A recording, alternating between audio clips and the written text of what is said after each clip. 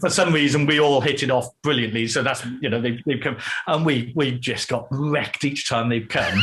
And, no way, not you. Oh yeah, no, yeah. I mean, even more than we would usually with anyone else. But just hilarious. I love them both. This is absolute gold for the podcast. We should have started. Come on, start away then, Bruce. I'm good to go. Right, we'll crack on then, folks. Welcome back to Brew Time. I think this is episode 55. I think we're at now. So this week we have Gareth Jones. How are we doing, Bruce? I'm good, man. How are you? I'm really, really good. Thank you ever so much for the invite to come on your on the 55th anniversary of your my absolute amazing Brew Time. So yeah. People say I'm a maniac because I did my trip. If you don't know, folks, I've been around the world, I did my trip on the Gixxer. Well, you tackled Africa on, what was it? Well, I did it on my sort of much modified old 1951 Harley Davidson. Not your usual adventure bike. It's a good travel bike, but not your usual adventure bike. Yeah, but it wasn't. It's not even like it's a Harley Davidson. It's a 1951 hardtail.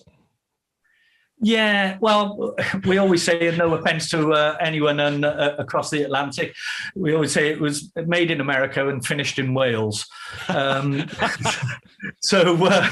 yeah, it's a rigid frame, kickstart only. Very, very, very basic motorcycle. Probably about 2 to 3 inches of travel on the front, depending if the springs are broken or not, and that's it. So yeah, it was sort of as far removed from a Gixxer as you can get, but both fairly different travel bikes. Absolutely, much equally out of place for the terrains they found themselves in. Yeah, I think we're kindred spirits, Bruce. So, like, obviously, you did much of South Africa, didn't you? You didn't. I don't mean this derogatory. You didn't go all the way around. You didn't circumnavigate Africa, but you concentrated sort of down in the southern to middle regions, didn't you?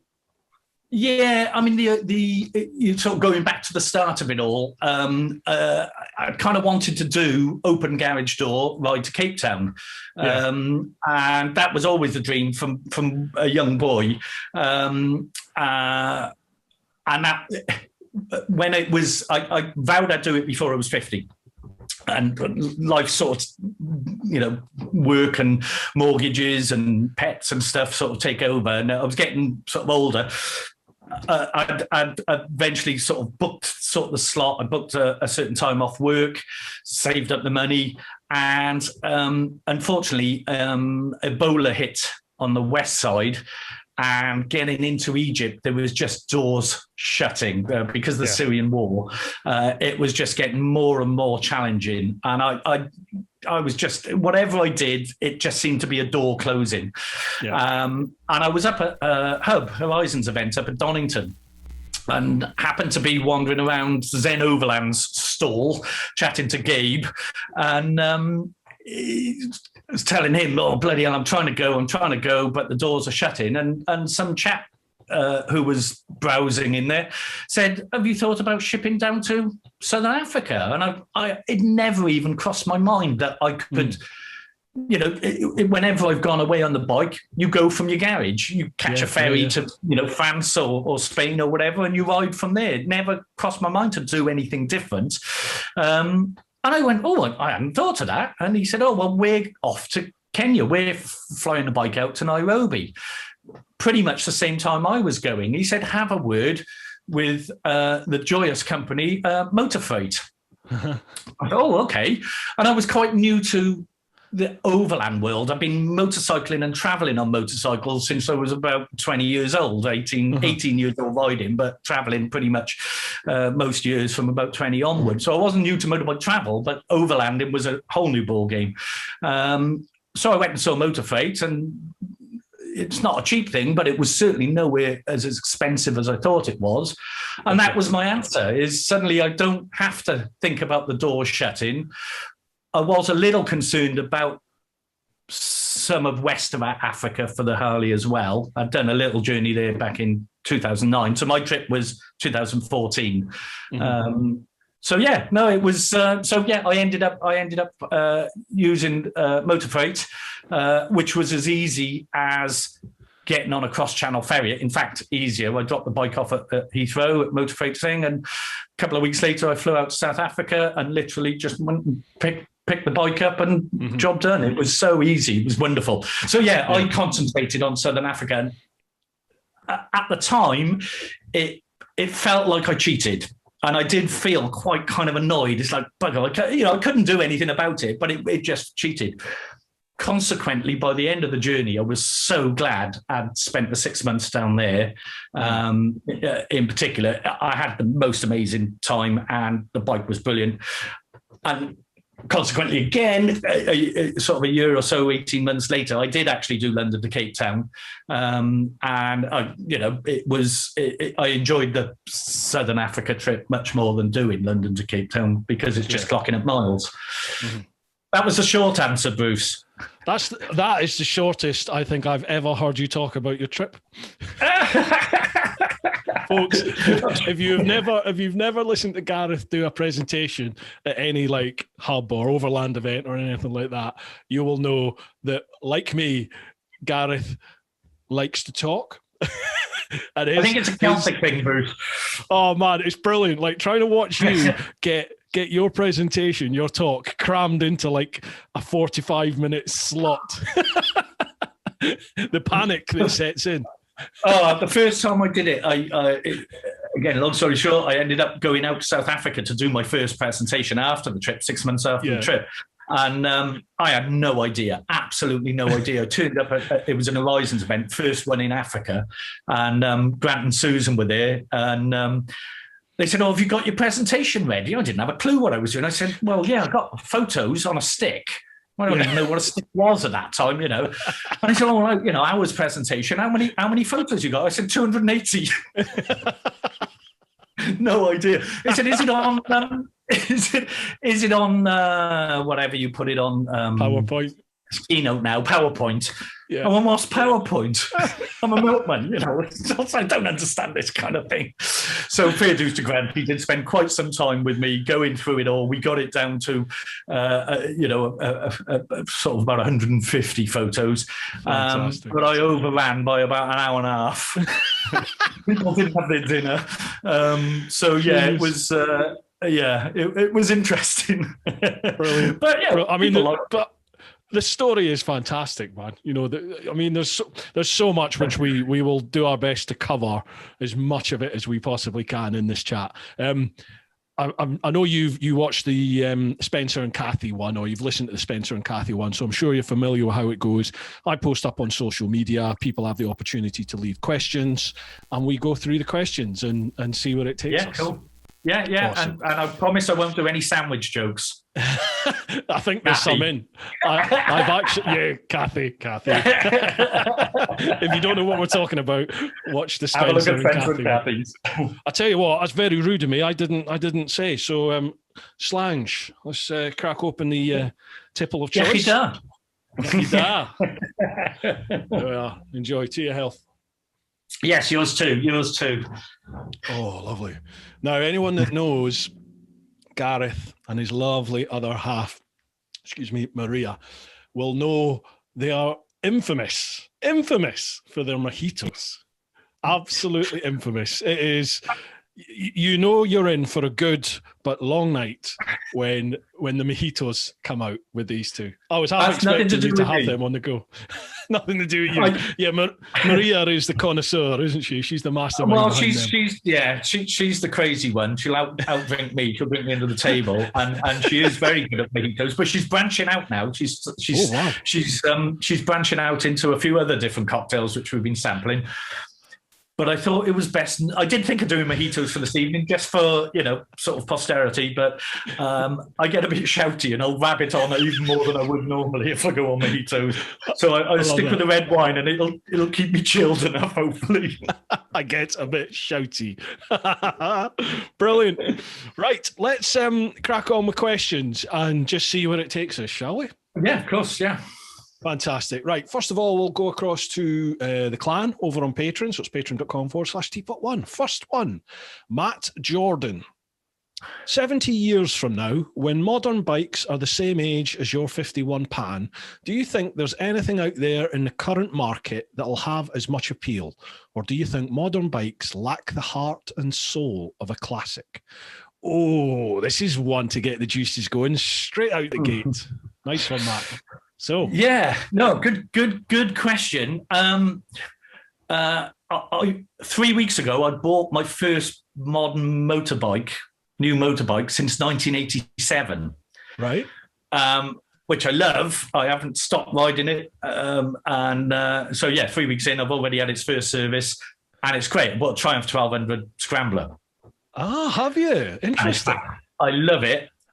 But the thought of that in not even 70 years, and I'm really impressed with Triumph. Triumph supported me on the North London to Cape Town trip. Really impressed with it. But the thought of that actually making it anywhere in even 20 years' time is probably nothing to do with me riding it. It's too much electronics. And much as they're brilliant when they work, everything now is designed for a short lifespan, because everyone buys vehicles on PCPs. Yeah, so they only have to last the life of a PCP, is kind of my thoughts on that. I'm sure there'll be something. I mean, the 1200 GSs have seen the early oil-cooled ones seem to be pretty robust. But the new stuff, I think the electronics will be the problem. But maybe by then they'll have solved it all. But I'd still take the Pan. Still take the Pan in 70 years if I could still do it. But no, it's an interesting one. But I think I'm sure they'll all do it, and hopefully the electronics will work fine for a long time. But that would be my major concern. Mm-hmm. What about yourself, Bruce? I mean, yours is a traditional, still old school motorbike, isn't it? What, the Gixxer? Yeah. I mean, there's apart from the ECU, there's no other, there's no ABS, there's no traction, there's nothing. It's just your standard old traditional sports bike, really. I'm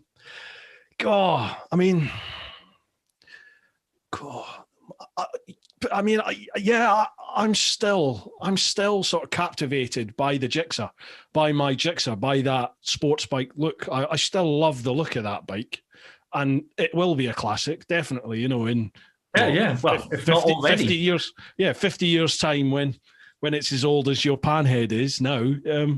I'm pretty sure that Gixxer 2011, what's that, L1 Gixxer? It's hopefully it will be a classic. I'll never get rid of the thing, but I think you're totally right with the electronics. I do think electronics will be the downfall. I think it's the electronics are the weak point, I'd suggest, of modern bikes. I think it's the expendable bit. If you see what I mean, that's like, the engine, suspension, and stuff like that will always be rebuildable. It'll just become financially not viable when you've got so many things on it to keep them working. But on the reverse of that, who knows? In 10 years' time, you might be able to fix everything on your phone on the motorbike. If you see what I mean? Yeah, no, true. Who knows? Technology moves, very quickly, doesn't it? So, I'm just impressed that I've got indicators on this bike, this new bike. It's quite good. And one of those, you push a button and it bloody starts. And I was just going to say, it's not a kickstart, is it?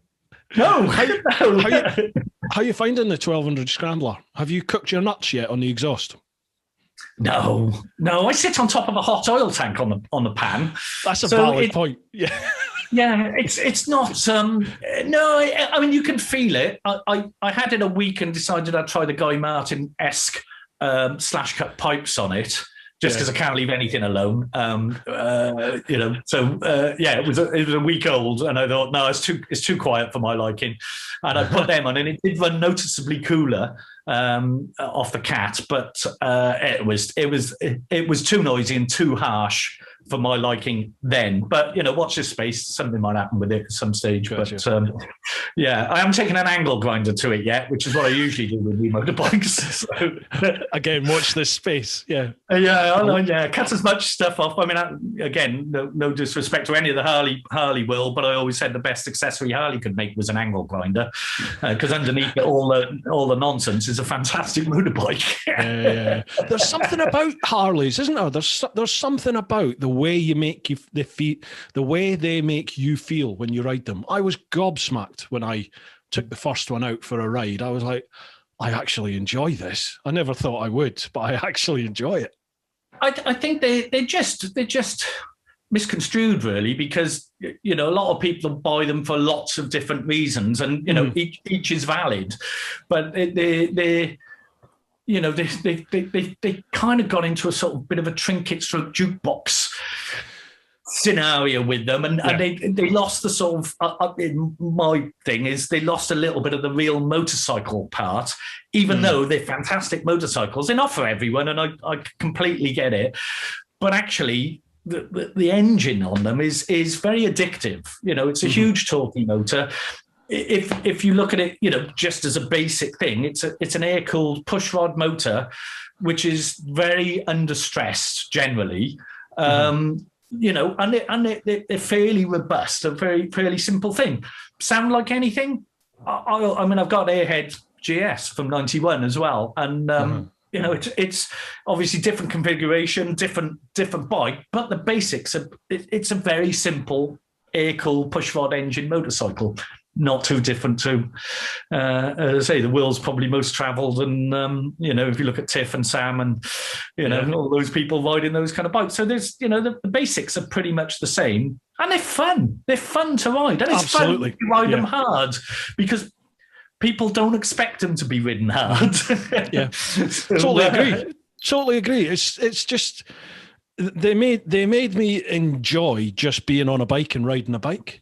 And I've said it in a couple of reviews. Like, I found myself most of the time when I'm riding a bike, everything's a competition. Any traffic in front, I need to overtake. Do you know what I mean? It's ridiculous. It's ridiculous. I'm a 44-year-old man, but anything in front, I'm like, I don't like anything in front. I want to overtake. It's stupid. On the Harley, I just found myself enjoying being on a bike.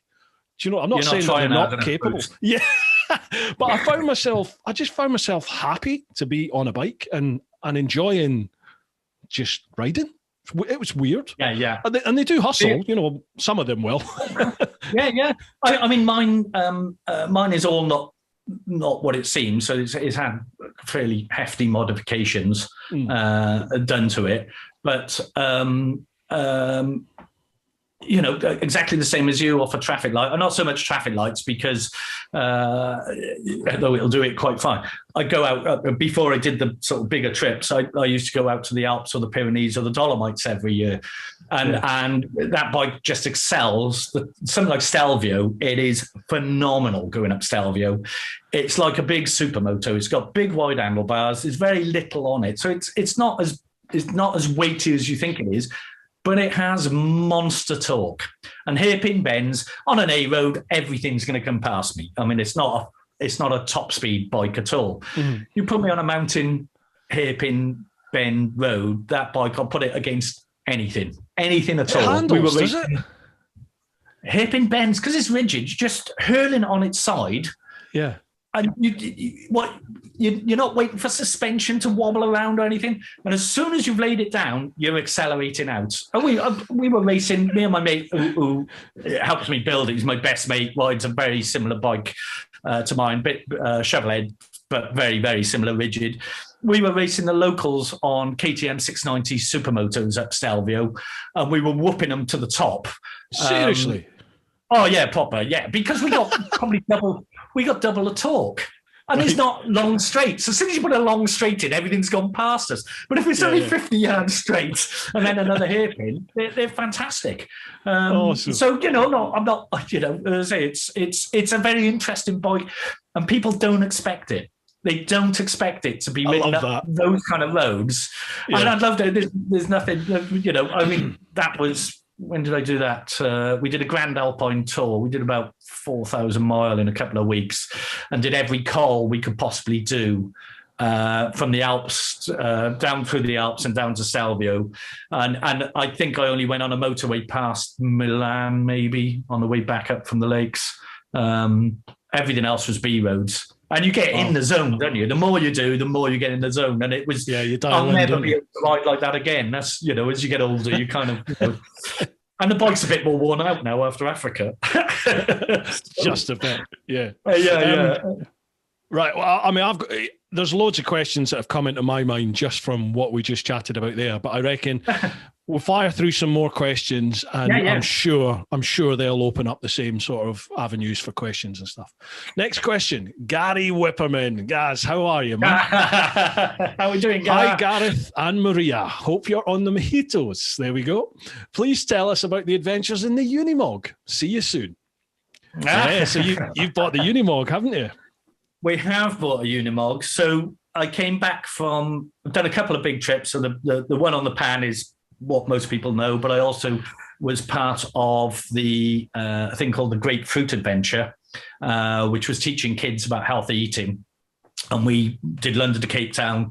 So I did that. That was a 3.5-month trip.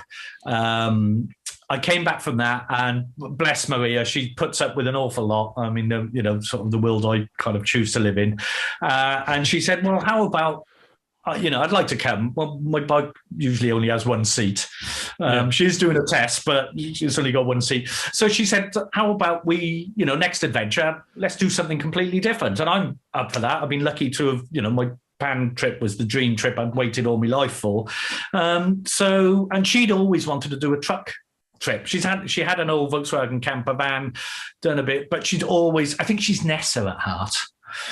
From Gavin and Stacey. She hasn't got a tattoo of a Welsh dragon, but she thinks she's that. I'll leave you alone. I know. She'll kill me for that. But so we didn't set out to buy a Unimog. We almost bought an American school bus. I was looking for a Sprinter or something normal. I wanted 4x4. I've always had Land Rovers most of my life as well. So I wanted 4x4, and from some of the stuff I'd done down in Africa. So we tried to do normal, but we're quite rubbish at normal.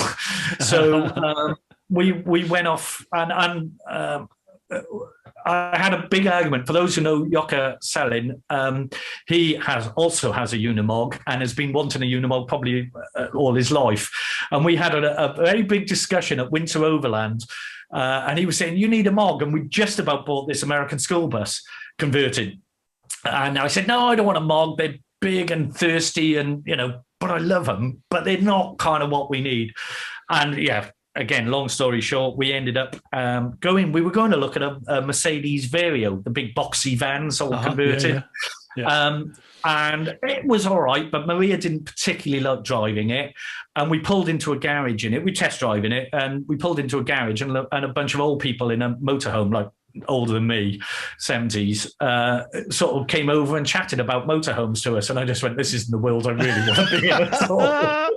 So put you off instantly. Yeah, it did. They were waving, and caravans were waving at us and stuff. And I went, this is just not right. But when we went up to see the Vario, an hour away was a Mog, and we just went, well, we'll go and have a look at it just to get it out the system kind of thing. And I'd seen them down in South Africa in particular. I'd seen quite a few. And I had a little corgi one when I was a kid, and I love it. I mean, I like 4x4 stuff. So, they are great.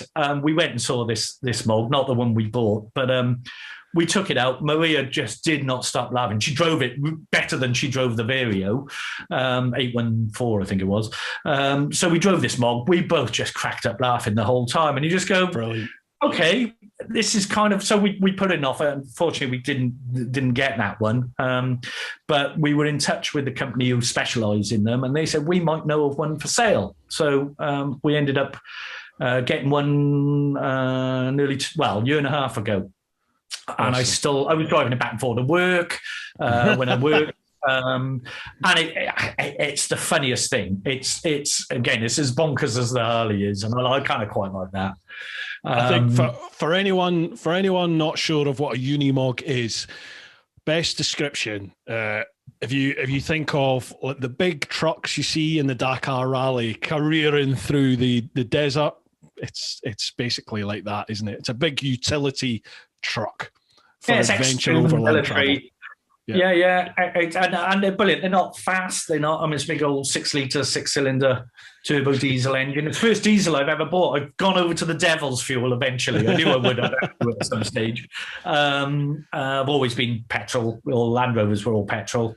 But it's fab. It's 1978. It's proper German engineering. Comparing it to my old Land Rover, you shut the door on the Mog, the door shuts, and you wind the window down. Whereas I do it on the Land Rover, the other side door opens and the window falls out.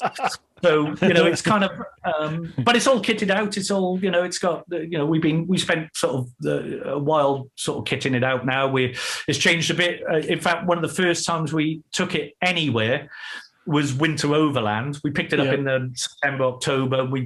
I sprayed it. It was in fairly poor condition paint-wise, so I sprayed it up. We took it to winter overland, and the first sort of do we had in it was when the bar shut. Half a dozen of us ended up back at the Mog. I was there. Mr. Smart here was stuck in the corner. He doesn't necessarily fit, and it's 5 foot up in the air to get into it. And if I remember rightly, I had an old overlanding sort of camp lantern thing. It's a candle, and I had it hooked on at the top because I like traditional lighting, paraffin lamps and stuff like that. And when you were shit-faced, you got up and just whacked your head on it and smashed it all over the floor. Oh, no. Yes, I don't know what time. I don't recall that, Your Honour. I'm sorry. Yes, I remember. Yes, I've had that a while. I have fixed it now. It's all right. Put a new glass in it. But and then you kind of teetered down the 6. We got a little ladder to get into it, 6 steps to get into it. So yes, Bruce sort of christened it. Sorry. In a drunk way. Awkward. I genuinely don't remember that. Night. It was a great night. I don't remember that. I thought I had one mojito and went to bed. No, you had more than one. Whoops. Luckily, I don't have a GoPro, so we have no footage of this. That's lucky. No, it was a good night. It was nice. There was a few of us, but it's a fantastic thing. But unfortunately, we were supposed to have gone off and we were going to do, hopefully, winter in Morocco in it last year.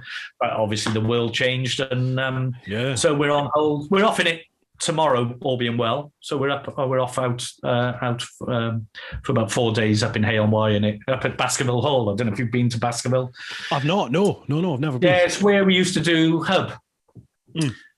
So we're meeting up with a mutual friend. Actually, we're going. Lou Miller. Oh yeah, we're meeting up with Lou there. So cool. And I think I've got a feeling Jackie Furneaux may be turning up as well. Oh wow. So yeah. So it should be a nice weekend. Oh, say hello from me. Yeah, and the fact that it's chucking it down with rain all weekend. I'm glad I'm not camping, and I'm glad I'm not on the Triumph. So what is going on with this weather, man? It's ridiculous. I just looked at the weather forecast. It's rain every single day on the weather forecast for the next week. Well, this time last year it was where we were all locked in and couldn't go out the door, and it was a heat wave. Beautiful. Yeah. Crazy. Anyway, there we are. So the Mog is good, thank you, Gary. But we will catch up at. I think we might be taking it to ABR. So if you're ABR, we'll see you there. If not, we'll catch you at Overland. I think Gaz is going to be at ABR. I can't make either. Sadly, I can't do ABR. And I can't do the Overland either. I'm at the moment. I'm due to be in. Scandinavia for most of September. Oh, yes, I did hear you were off on a jaunt. Yeah, got a bit of a big trip coming up, so I'm looking forward to it. If it happens, I don't know if it's going to happen yet. We'll have to wait and see. But you're old enough to be vaccinated, Bruce. Do you know, I've already had my first jab, and I'm waiting for my second because I'm on the at-risk register apparently because I had when I came back from a trip, I developed an erratic heartbeat. So I had to have the old cardio version, where they defib you. They basically switch the heart off and restart it to get it back into rhythm. It's the timing, basically, isn't it? Yeah, basically, It's just not firing properly. So That's misfiring. Gixxer for you, though, Bruce. It's nuts to take, mate. Everyone told me that that bike would be a nightmare and it will never make that trip and the electrics will fail and the engine will fail. The bike was faultless, apart from the subframe. The subframe was a bit weak, but apart from that, the bike was faultless. And it's me that ended up being knackered at the end of it. You know, I had a dengue fever and a dodgy heart and everything by the end. But anyway, yeah, because of that. Bruce. This is it, yeah. Good old Scottish engineering here. Girders. I'm rusting as we speak. Right, next question. Pete English. Hi guys, hope you're both fit and well. Question, finish the sentence. The movie or TV show that traumatized me most as a kid was... So, what film or TV show traumatized you the most as a kid? Easy Riders. Yeah? Absolutely. They blew up the pan at the end. I still can't watch the end. I've never seen it. I've never seen it. You not? It's the most iconic.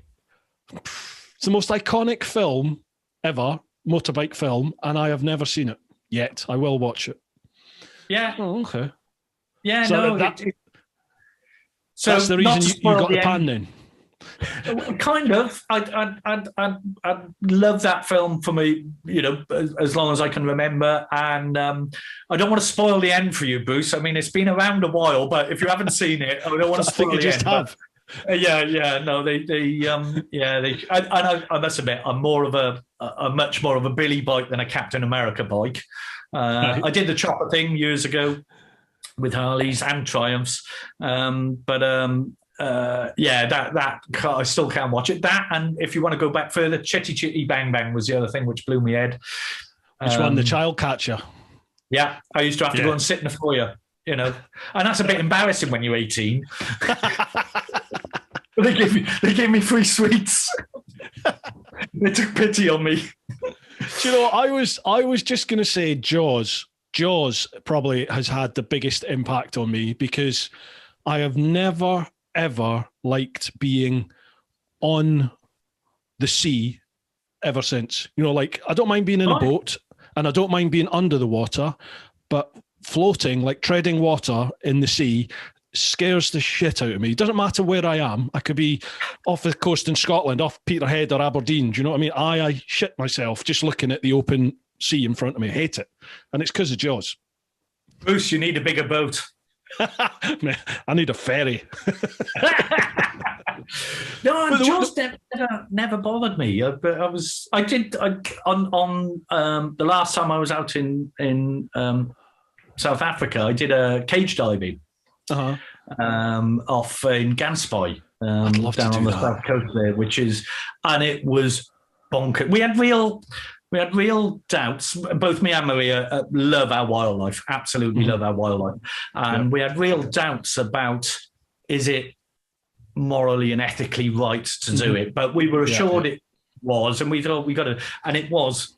If ever you get down to that part of the world, or you're in a part of the world where you can do it, go and do it. Even if they are magical creatures, absolutely magical creatures. Love to. Yeah, it was a real highlight.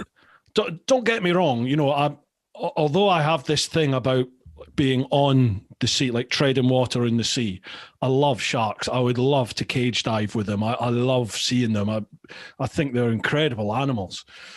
And I meant to do I meant to do the cage diving either when I got to South Africa, which I didn't end up getting to, sadly. But when I got to Australia, that was another aim. I thought, right, when I get to Australia, I'll do the cage diving. But by that point, I was so skint by that point. I just couldn't, I couldn't afford it. It was like, yeah, I'll have to do this another time. But it is something I would love to do. Absolutely.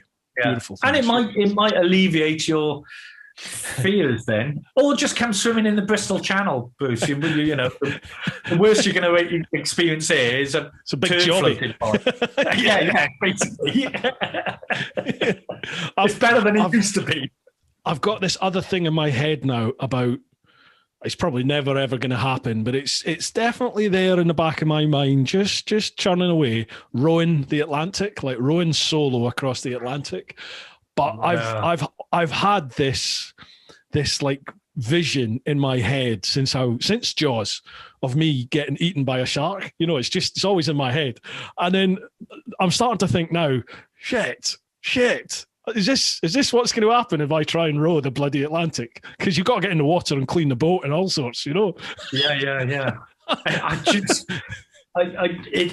It's one of those things. It's a great thought. I must admit, you kind of go, I think I'd go completely loopy. You're not moving fast enough for a start. No, you're not. And I used to do a bit of sailing, dinghy racing in my teens, and we're big tidal here, massive tides here, and if you caught a race wrong and the tide was, you were heading into the tide, you were just going backwards. And I know I ride a Harley, and I'm used to kind of going, slow, but going backwards just there's no movement, and it just but an amazing challenge to do though, Bruce. Bloody hell. Yeah, I don't know. It costs an absolute fortune, so it'll probably never ever happen. But it's just something that's just raising its head, and it's sat there in the back of my mind at the moment. I'm like, I don't know. I had three young Scottish brothers on, the McLean brothers. They came on the podcast, and they did it last year. They rode the Atlantic last year in the Talisker Challenge and set world records and stuff. I think they did it in 38 days or 37 days, something like that. Yeah, phenomenal. Bloody hell. So I was chatting to them, and it was just like, oh, wow. It sounds more of a mental challenge than a physical one, for sure. And then there's just been another group that have done it. Do you remember Pritchard from Dirty Sanchez? Yeah. He's down the road from us. Right. Well, he's just done it with 3 other guys in a challenge called Monkey Fist. They did it for a male suicide charity, and they're all vegans now, so it's for an animal charity and stuff. And one of the guys from that group, Johnny, he's actually coming on the podcast in a couple of weeks to chat as well. Cool. Be interesting to chat to him. It's going to juice his flowing boost. Yeah, it has. Because I've got into rowing, like on the rowing machine out in my garage since like Christmas time, and it just started popping into my head. Oh, this could be a challenge, but it's like the 200 grand you've got to raise.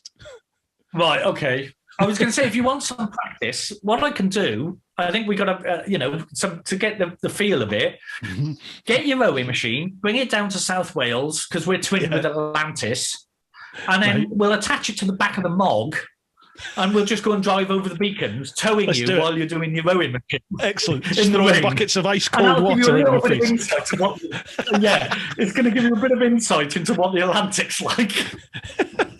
With sheep nipping at my bollocks all the time. Just make me think of the sharks. Yeah. And you can take one with you if you really have to, Bruce, but let's not talk that. We'll not take that any further. But 38 days. I would have thought that would have taken a lot longer. I don't know why. I know nothing about it. But 38 days to cross the Atlantic in a rowing boat. Yeah.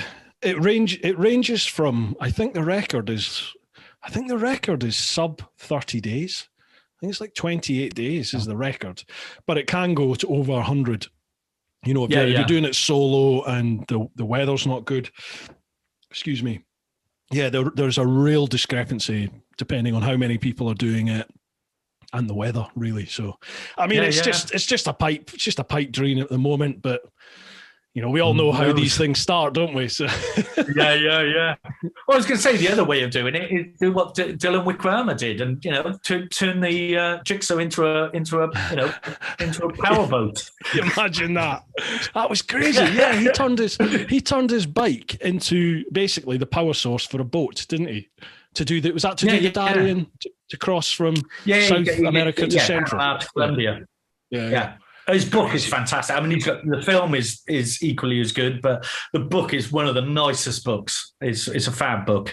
What was it called again? Really, When the Road Ends. That's it. That is it. Gotcha. When the Road Ends. Yeah, bonkers. But no, I was just thinking about those sites. Yeah, no, absolutely. It's a lovely book. The film is there. I think you can get it you used to be able to get it free on Amazon Prime or whatever, but it's When the Road Ends. He kind of revisits it on the film, But yeah, it's fab. He's a absolute star. So, but I was just thinking with the McLean brothers. You said McLean brothers, yeah. Who did it? McLean brothers. How many of them? Three. Three. 38 days. Do you reckon they could put a motorbike on a rowing boat and get me to Tangier in a couple of weeks? Probably. Because Brittany ferries are a bit sporadic at the moment. I'll put you in touch with them. I'm sure they'll give it a bash. No problem. Anything for a challenge. Right, next question. Yeah. Bob Hawley. Hope all is well, gentlemen. All good. Thank you, Bob. Question. If you could go for a ride, a brew, and a conversation, who would you rather roll with? Who would you rather roll with and why? Evel Knievel, Steve McQueen, Travis Pastrana, or Rossi? So, ride, a brew, and a chat. Evel Knievel, Steve McQueen, Pastrana, or Rossi? Who would be your choice? For me, absolutely no question, Mr. McQueen. Is it? He's my absolute hero. Great Escape, one of my favourite films on any Sunday. If you actually look at my photos of the Pan trip, if you look at my crash helmet, I've ridden open face Davidas for many, many years. And my crash helmet is a copy of a Solar Productions, which was Steve McQueen's production company when he did on any Sunday. Proper fanboy. Mm-hmm. Awesome. I am a proper, yeah. But I used to do a bit with sports cars as well, and I go to Le Mans. I used to go to Le Mans every year for the 24-hour to watch it, not compete. But so I love what he did. He raced for Porsche and was a racer, a car racer, sports car racer in his own right. Obviously, his motorcycling is, fantastic. Films and just an all-round petrolhead. The films, Great Escape, brilliant. Papillon, brilliant. Le Mans, absolutely love, not for everyone. But he's a petrolhead, and I kind of like petrolheads. So for me, they're absolutely, all great. I'd go, but it'd be nice to have a whole weekend with all of them. But Steve McQueen, for me, every time. I was thinking initially when I was reading it, I was thinking McQueen, and then I thought, no, Evel Knievel could be a scream. You kind of hope that he's going to be that wild character. He is actually that wild character. Or is he one of these people who the public face is this crazy daredevil type, but privately he's really reserved and, quiet? I don't know. I'm hoping that he would be equally as boisterous off the bike. The fact that he did a lot of his jumps with a Harley Davidson worries me. I'm not sure I want to talk to someone who did something that mad on a Harley Davidson. Says the man that took one around Africa. I kept mostly both wheels on the floor. Mostly.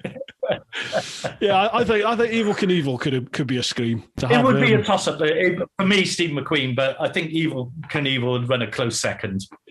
Great question. That is a good question. Cheers, Bob. Yeah. Right. Next one. There's a great book actually on. Sorry, just to go back. There's a great book about Steve McQueen's making of the film Le Mans, and it also touches on a bit of On Any Sunday called A French Kiss with Death. And for any McQueen fans out there, I'm sure if you're a McQueen fan, you probably read it, but it's a really, really interesting book of sort of a lot of the behind the scenes stuff, because it was Le Mans he hated making it basically, yes. But it was it's a fantastic book, French Kiss with Death, really interesting. Because Le Mans didn't do well, did it? Like the film? No, he wanted it a lot. I think at the same, just before they released Grand Prix, which was probably the film that McQueen wanted. He wanted it all about the cars, and in fact, a lot of the story is they added because they needed a story. He just wanted racing cars. So it's a really interesting book, but it was not a film that I think he enjoyed making. Which I think at the end of it, that's when he sort of about that, if I remember rightly, a bit vague, but I think that's when he made On Any Sunday. He got fed up with the Hollywood and did On Any Sunday on his own, off his own back. Yeah, so and that's a good film. Yeah, that's started. Oh, that's a proper iconic, isn't it? Isn't it? Absolutely, absolutely. Next one, Philip Martin. Do you guys think traveling around the world overland with family, spouse and kids, not necessarily on a bike, has a very different taste of an adventure than traveling solo? What do you think it would be? What do you think it would be missing, and what are the gains? Oh, good question. Who do we know that's done it then with like a family? I don't think I know anyone personally who's done it with a family, with kids involved as well. No, I met a few people on the road who were traveling with family. I met a Swiss couple in Livingston, and they've been on the road for 3 years in a Land Cruiser, converted Land Cruiser, Hoopy, very South African Land Cruiser, and they'd had a son born. Son was a year and a half, maybe 2 by the time we met them. They gave birth on the road and kept going. They were at their wits' end. They were heading home back to Switzerland by the time they'd got to us, and they just said, we're fed up of basically living out of a it's a quarter of the size of the Mog. And it was just a shit tip, their van, because and they said we can't go anywhere because the baby. I don't have family. I like solo travel. I'm looking forward to traveling with Maria because the hangover will be horrendous, but it'll be great fun traveling. You're not going to be sober enough to drive at any point. Well, she drives it as much as I do, so that we can take it in turns. But no, that's I think the challenges would be. I think it'd be hugely rewarding to take. I don't have kids, but it would be hugely rewarding to have kids who are old enough to kind of view the world a bit. I think that'd be really interesting, showing I don't know, a 10, 15-year-old the world of that there's more to it than a computer screen. I think that'd be really interesting. I'm not convinced I need kids to go and do it. I'd rather a motorbike, but or maybe the Mog, but yeah, interesting. There's a young couple who I follow on Instagram, and I am frantically trying to rack my brains for their tag, their handle. I think they might be European or possibly Portuguese, South American, but they are on the road with like all their young kids, and I think they've adopted kids as well, because they've got I think they have they've got a black kid and an Asian kid, and I think they've got about 5 or 6 of them now. I think they've all come back to whatever country they domicile in whilst COVID is out there. I remember following the trip, and they made the decision quite a while into COVID that we're gonna head back now. I think it was maybe at that point where everyone was going, oh shit, this is maybe a bit more serious than perhaps we gave it credit for. Yes. Before like May, June, July, that sort of time last year.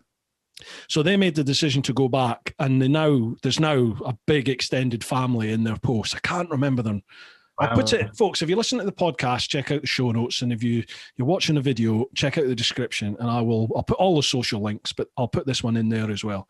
Really is well worth following, because you see, like when you look at their young kids, like they're in nappies, or they were in nappies at one stage anyway last year, and you see what these kids are doing, and as you said, the things that are presented to them just by traveling, being out there traveling, the wildlife that they see and the countryside that they see, and you're like, well, that's incredible. It's not something that is normal for us anyway, when you grow up. Oh. I think the education you're going to get on the road, and it's got to be as valid as any schooling to get the perspective of the world from actually seeing it. There is, and I can't think of the name, same as you. I'm sure if you Google it, you can put that up as well. There's an Argentinian family who've been on the road for many years in a vintage car. It's like 1930 old Ford or Chevrolet or something like that. Looks like something out of Bugsy Malone or Al Capone or something. And they've been on the road. They've been to the UK, definitely. and there's about 6 of them, and they've travelled in this car for years, and the kids were kids when they started, and now they're 20-year-olds and stuff. And every now and again, I'm sure there's probably YouTube stuff on that, but it's an Argentinian family in a vintage car who have driven for years on the road, and that's always incredible. Intrigued me. Definitely. The best I did was a milk float round town, but that was an adventure in itself. We'll get to the milk actually in a second. But what you were saying there about like the opportunities and how amazing that must be for kids to grow up in it. But then I'm also thinking to myself, you'd have to be careful that you sort of impose is probably the wrong word, that you introduce boundaries to your kids as well, because you don't want them growing up feral, just thinking they can do anything, do you? You want kids, but you want your kids to feel like they can accomplish anything in life, but they've got to realize what is right and wrong and think for themselves, surely. Do you not think? I don't know. See, I think I was kind of quite lucky. I lost my parents quite young, but I kind of lived in the countryside for a little while and went a bit feral. Maria grew up with her mum is an absolute star, but it was a hippie. So Maria, other than the mojito, is as straight as a die because she couldn't rebel against her mother because her mother had done it all. Okay. So I think as a kid, I was fairly bonkers when I was younger, as we all were, I'm sure. But so I think life on the road. The kids are going to probably grow up and go and do a 9-to-5, be a solicitor or an office job or something, because they've done all the crazy. Yeah. So, but interesting. I think just the view of the world, not media led. I think is just an interesting thing because the media is, it has its place, but it's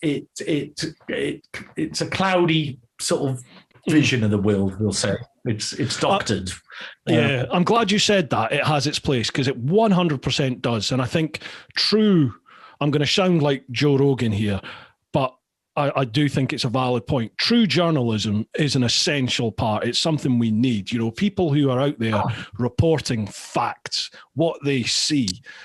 That is essential because we need to know what is going on in other countries. And that's where overland travel is just so amazing because you're not in some package tour bus going from airport to hotel to tourist attraction. You're not in that. You're traveling, you're living, you're breathing, you're smelling, you're experiencing, you're mixing with the locals. You're getting ill and having to rely on help of locals and doctors. You get to know and experience that country, don't you? And it's not through the TV, it's through your own interactions with people. It's what I think is so amazing about our sort of travel. Yeah, I've gone through a couple of elections in Africa, which are properly crazy. I mean, our elections here are so tame. Even Brexit was tame for an African election. I did it in Zambia and in Ghana, and I was in Ghana when the election was on, and it was at the same time that Gambia were having the prime minister there, or president, had been elected out, but he wouldn't leave. And it was going to get to the point that the Senegalese army were going to go in and do a bit of a coup, and it was getting a bit crazy. And I was in Ghana at the same time. They had an election, and any African, just completely crazy, absolutely crazy campaigning and just bonkers. But we were just outside Accra, the capital city, being hosted at a farm, place called Blue Skies.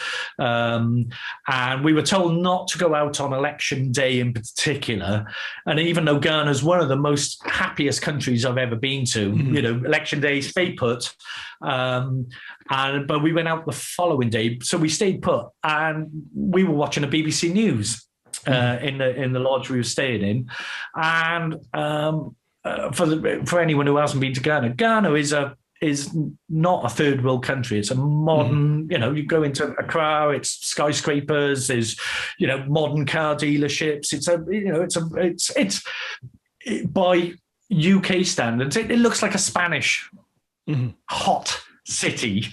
So I always think you sometimes you look at things and you think, oh, it's a bit sort of third world, but it's not. It's because it's a hot country and so buildings are different and this and the other. Anyway, back the BBC were watching it and they were reporting on the Ghanaian elections. They didn't do it in Accra, in this modern metropolis. They went to one of the few kind of mud hut villages, traditional villages, which, there's many of them, but they work for that particular environment.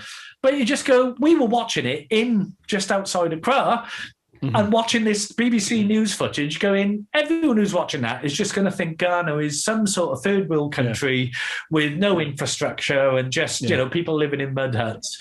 And it's just not true. They were just a vibrant, fantastic, beautiful country, which, yes, there are some mud huts, but there's also modern infrastructure. And the BBC sort of reported it in a particular way, which, I get that's what people want to see, but it's not true. That's what really annoys me now about modern media, not just BBC, but all of them, as far as I can see. When I've, in my previous role in the Old Bill, I'd be involved with things within the city, within London. You'd be involved in incidents and, just stuff that have happened that makes local, national, international news. And I was there and I saw what happened and I know what happened. And you look at what's reported on the like you said, and you just think that is 100% false. It's tainted politically. It's tainted in whatever direction they've chosen to take, whether that's political, whether it's racial, whether it's a gender-based, there's just all these outside influences that you can see have been brought in. And you think, that's not how I thought news was supposed to be reported. I thought it was supposed to be based on the facts, and that's that. And it just isn't there, is it?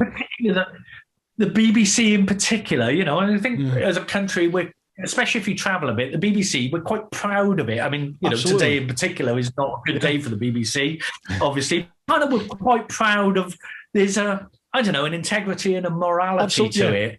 And, and you just feel let down that we're being manipulated. And I think, back to the overland thing, that is the true joy of our overlanding is there is no manipulation. You are seeing stuff and you can make your own mind up. And, it's a big learning curve. You kind of go, well, actually, I've got to, don't just believe everything that you're fed. And 100%. Modern world maybe is, social media, etc. as well, has its, amazing place. And we look at the Arab Spring and stuff like that, of how social media, sort of move that forward. But also you are manipulated. I'm very happy to go and see stuff firsthand.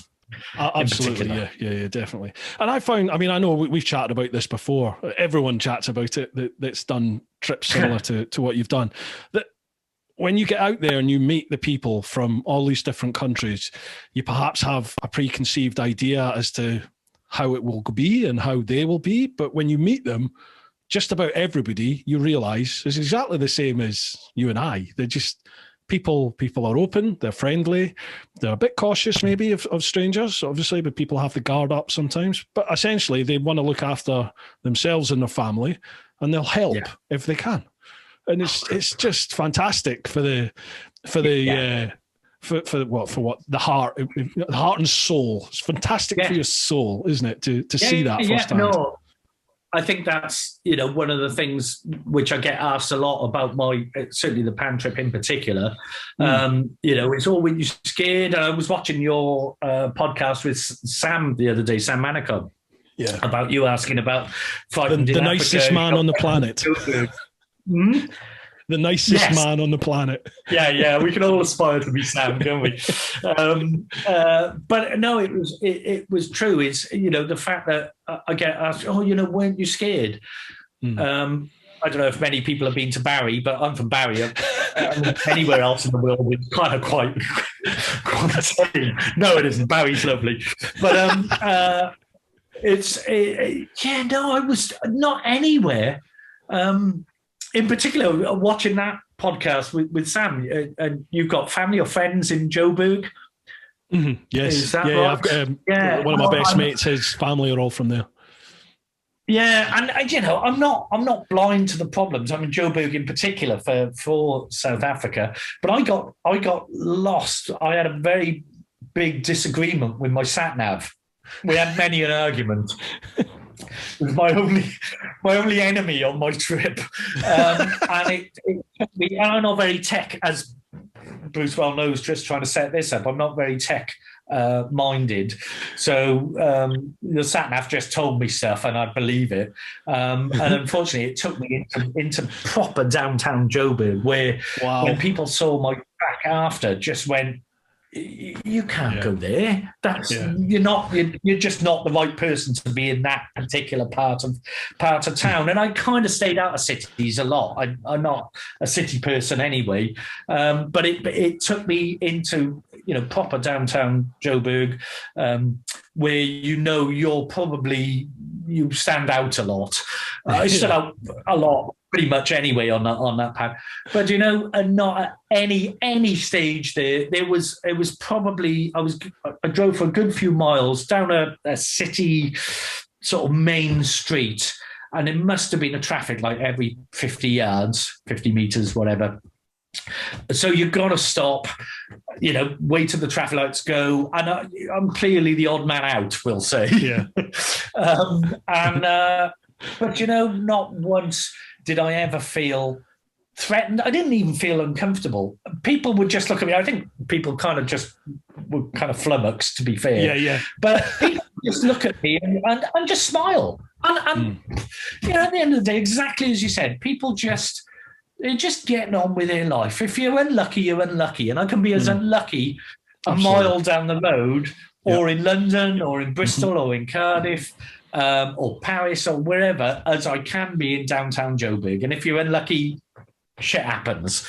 Absolutely. But actually, if you just treat people decent and smile and just be honest and true, and just accept that people. I just think it's I've worked it out. I've spent almost a year in Africa on motorcycles, on and off, and 20. I did write it down. 20 countries I've done in Africa. And I have never, ever had anything stolen. I've never felt uncomfortable. The biggest problem is authority, more than your history speaks for itself. But authority was the biggest problem. But people generally, wherever you go, and I've travelled a bit, not on motorbikes in different parts of the world, people are great. People are fantastic, and absolutely, and it shouldn't be something people should worry about.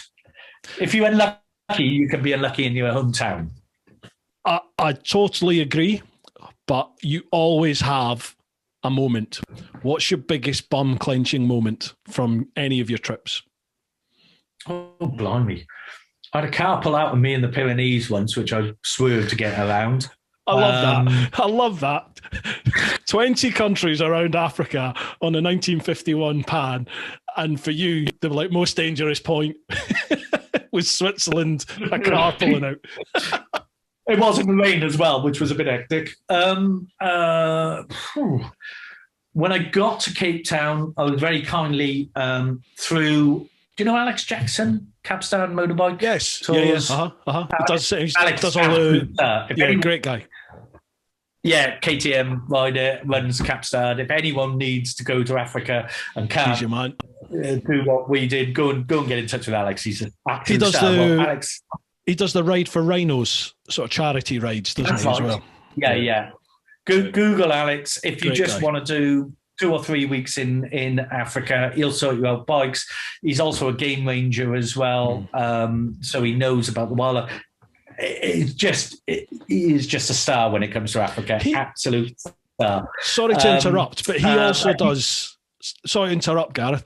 Is he not the only accredited person to do motorcycle tours through Kruger National Park as well?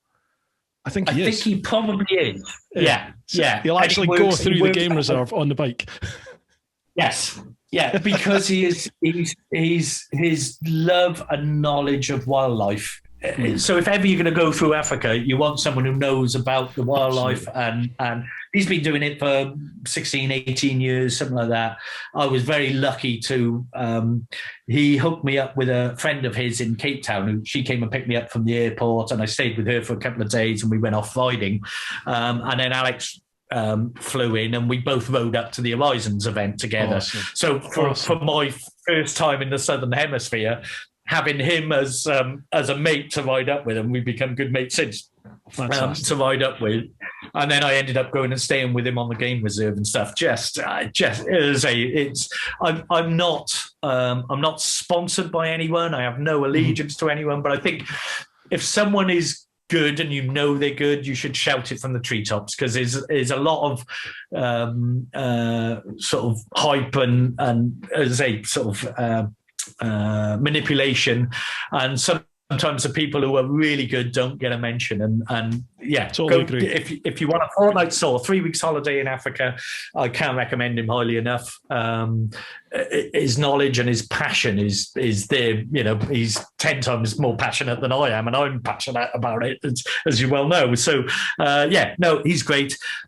But back to the original question. I was in Cape Town, and the girl I was staying with, she had a GS 800 and a Harley Sportster. So first up there, we go off for a ride. So my Pyrenees thing with the car, I also went off the first day I was out there, and I am buzzing because this is a lifetime's dream. It's happening, in the mountain while I'm riding off with, following the girl. We went up the coast to a restaurant, and we had a lovely meal, and only one beer, but, it's just beautiful. It looks like the south of France down there, and it's fantastic. And I came out full of joy and, excitement and everything. And I forgot to take the disc lock off the bike.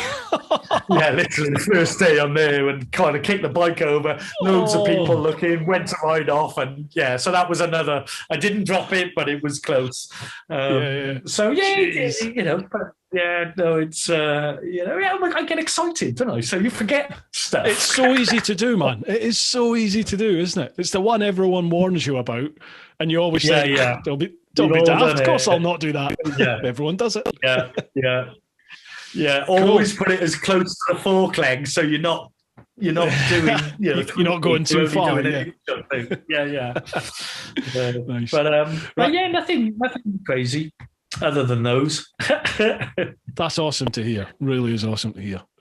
So that's all the Patreon questions. We'll move across onto Instagram now, folks. So that's at TeapotOne Insta. You're not on Instagram, are you, Gareth?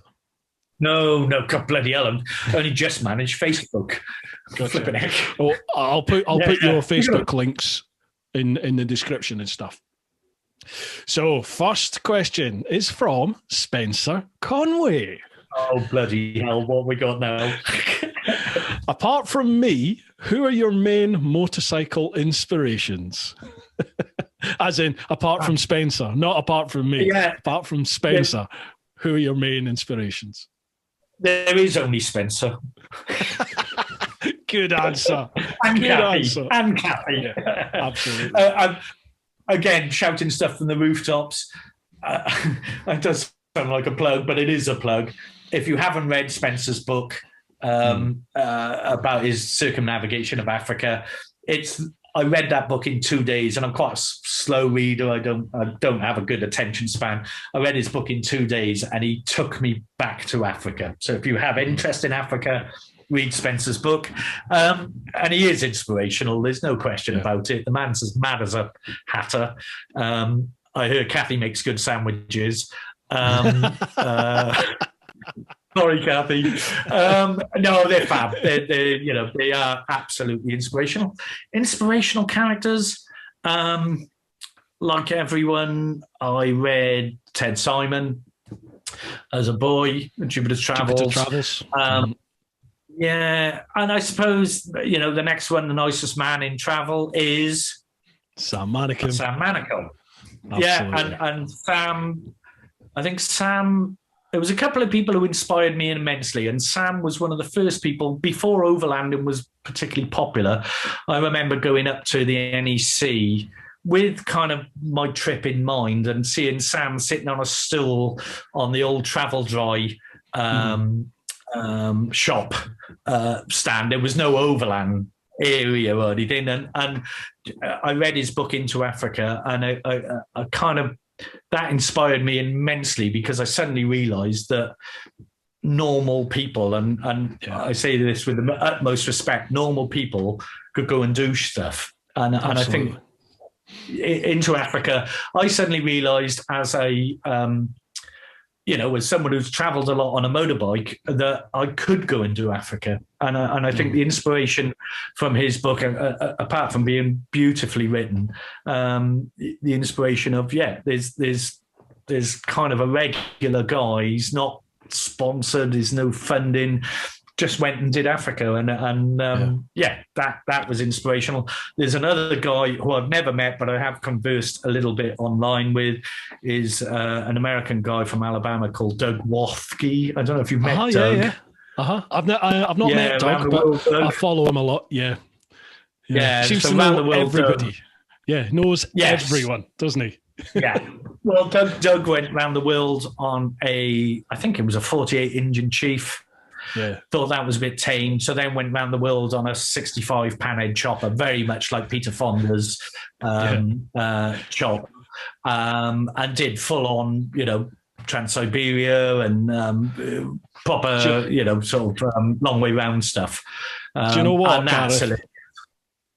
I'm a little bit suspicious of Doug. I think he might be CIA or something, because whenever there's an issue happening in the world, Doug crops up on his bike and seems to be there traveling, and you're just like Egypt. Remember when Egypt was just, they had the terrorists storm the beaches and everything, kill a load of the tourists and stuff. Well, Doug cropped up there on my Facebook, and he's like, he's in Egypt now, and I was like, no one is going to Egypt at the moment. What are you doing in Egypt? And he was like, it's fine, everything's cool here. I'm going to go and meet a friend and. Probably on a completely unsuitable motorcycle. He was on. I think he was on, either on the Harley or the Indian. He was on like a cruiser type. He bike. would have been on I think he did Middle East on a shovelhead. He called it a dirt still or something. Or Bob saying just it had suspension, but it was and so between. Especially when I got to the point that I knew I was going to do a journey, Sam and then Doug Walsh. So Sam, that normal people could do it. Not that Sam is normal or Doug is normal, but then seeing Doug doing his round the world on a pan chop and just going, well, bloody hell, if they can do it, I can. I mean, I'd had the pan for 20 years or 15 years before I'd gone. So I knew I could, I wouldn't have taken it otherwise. But yeah, those two people were probably the inspiration for that particular trip, as well as Ted Simon from a kid of looking at it. Absolutely. And Daktari. You're too young for Daktari. Daktari would be my love of Africa. It was an old kids' TV program about a guy in a Land Rover. Again, my love of Land Rovers is the same. Driving around Kenya or South Africa or something in a Land Rover. I think he was a vet, and he had a cross-eyed lion called Clarence. For those old enough. Oh, I've heard of Clarence. Is that where that comes from? I've heard from Clarence the cross-eyed lion. I've heard of that. Yeah. What I was going to say was that's where the beauty of things like the Hub event and the Overland event, where you can actually go and meet like all these people who've been there, seen it, done it, and as you said, you meet them and think like you're normal people. You're like me. You're just normal people like you and I, and you're like. Wow, okay, right. If you can do it, it sort of takes that superhero aspect out of it, doesn't it? That it's just not attainable. Yeah. It is attainable, but you obviously need to put a fair bit of planning and saving, and there's a financial implication. Saving, yes, no planning. Yeah. Well, it's weird. I very kindly... Nathan Millward organises the adventure stage in Excel show. And Nathan very kindly, albeit weirdly, asked me to go when the first time he did it. It's the first time I met Spencer and Kathy. Oh, okay. And so I'd seen his TV program. And so I rock up with her. I mean, I think it was Spencer and Kathy, Sam was there, Graham Field, Jacques Lucassen, you must know Jacques. Yeah, I know Jacques. Around the world on his crazy Dutch guy.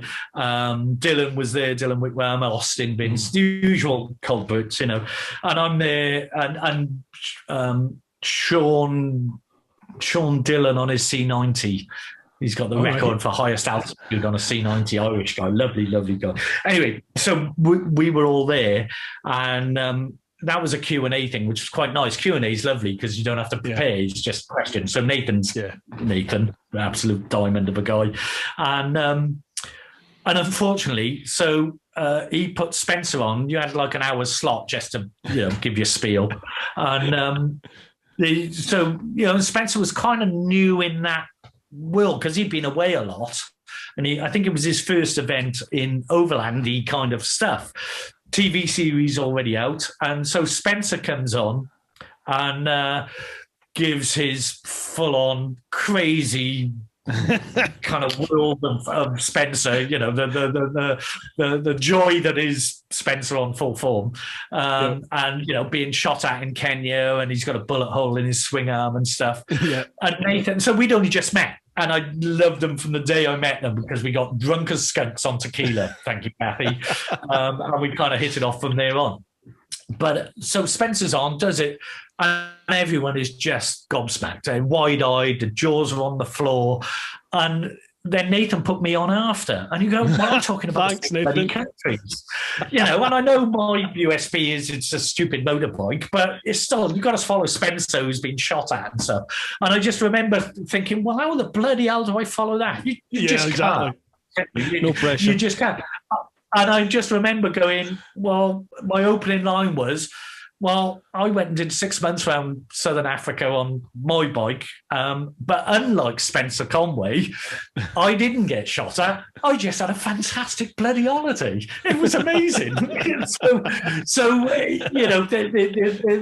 It was kind of quite nice. And I always remember Nathan coming up going, that's brilliant, because you need the Spencers in the world because he's as nuts, and yourself included, doing proper crazy stuff.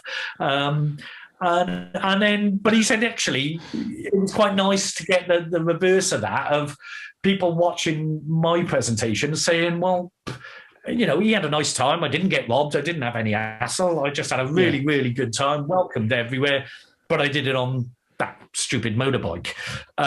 So I'd love to think, and I think as once you've done the journey, the fact of, I'd love to think that someone somewhere has looked at what I've done and saw that bike and gone, well, bloody hell, if he can do it, a bit like I did with Doug Wolfke on his thing, is gone, well, bloody hell, if he can do it on that, and I'm not special, I'm just special needs, not, it's just my bike, and that's what I did.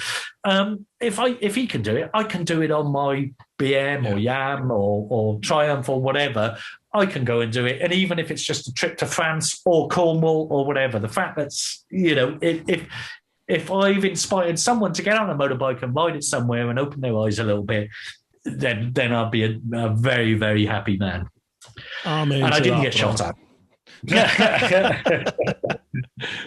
I totally agree with you. I totally agree with you. It's nice to sort of pass on the torch a little bit, isn't it? And when you have people come up and go, you are the inspiration for me to go and do this, and it's nice because, as you said, we have all those others who were the inspiration for us, and it's nice to feel that you've passed that on in any form. And, I think so. Get on a motorbike and ride somewhere. Next town, Absolutely. Next country, next county, whatever. Just get on a motorbike and ride somewhere. It's not I've always said, you don't need to go around the world to have an adventure. Just do something out your norm. And if your norm is going to and from the calf, when the sun's out, push it a bit further. Go to another part of the country, or if you've never been out of Wales, go into England, go to Scotland. Just push it that little bit. Go camping overnight or something. Just push it a little bbit further and see if you enjoy it or not. Anyway, next one. Sorry, just to finish off that, I always say people that say, you don't need to go around the world to have an adventure. My answer to that was, no, you just need a shit motorbike. Motorbike, the next town is an adventure. You can have all those issues, can't you? Just go into the car. Yeah, done that. Next one, Lee into the wild. That's Lee Davies, isn't it? Question for Gareth. Does he still know how much a pint of milk costs? Oh, bloody hell. Well, I won't. Thank you, Lee. Yes. Sorry, I missed you in Bevan's Triumph the other day. Yes, I do. I refuse to buy it in a supermarket because it's crap. Shall we? This is where the milk connection should come up. Then explain. Okay. So I've been a milkman all my life. I'm third generation. So my grandfather was a miner in the 20s up the valleys and came to Barry in 28 when the docks became the biggest supplier of coal to the world, beating Cardiff. And set up a milk business. I never met my grandfather. He died before I was born. My father took on the business and he died when I was quite young. So although it's a family business, I've never worked for the family. By default, I always wanted to go to sea was my passion. I wanted to be in the Merchant Navy. By default, by travel, movement, always. By default, I ended up in the business because I kind of quite like driving, and a little driving job came up, and I ended up going there, and then you win a little bit of money, and so I ended up being there for 37 years, running the business with my brother. So very traditional old family milk business. We run the electric milk floats. We do glass bottles. Brilliant. I said many years ago, I think it was in Millennium, I was at a big dairy do and said, slowly the world has finally caught up with the milkman in the fact that we've been recycling since glass bottles were invented. We've recycled glass bottles, and we've used electric vehicles before anyone used electric vehicles. So the world's finally caught up with the milkman. I've done that all my life. I do know how much a pound of milk is. I know how much we buy it for, and I know how much we sell it for. But I've retired. I retired a year ago to go off traveling. I realized I came back from the last trip. It's a tough industry. It is a very tough industry to be in. A little easier now because we were the right people in the right place at the right time when COVID hit. We were genuinely, and I wouldn't say this if it was on the misery of someone else, but we were genuinely the right people. We had old folks phoning us up at the start of the first lockdown where they were shielding, saying, is there any chance we can have milk delivered and goods and product? We phoned up. We can't go out the door because we're shielded. And they were genuinely frightened, as many people still are. It was a horrible thing. And they said that we phoned our supermarket where we've had deliveries off them every week for the last 5 years or whatever, and they've given us a 6-week time slot. And so literally sobbing on the phone, saying, "What can we? What do we do? We can't survive for 6 weeks. We can't go out the door." And we would say, "Yeah, don't worry. What do you need? We'll be there tomorrow."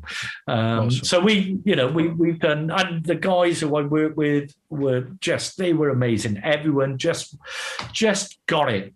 And they worked their socks off, and it was nice. We haven't always been the good guys because we're pricier than the supermarkets, but we felt like we were valued and that's been a long time since we thought we were particularly valued. And a year on, it's still good. So it was sort of nice to leave it going on the up and on a high.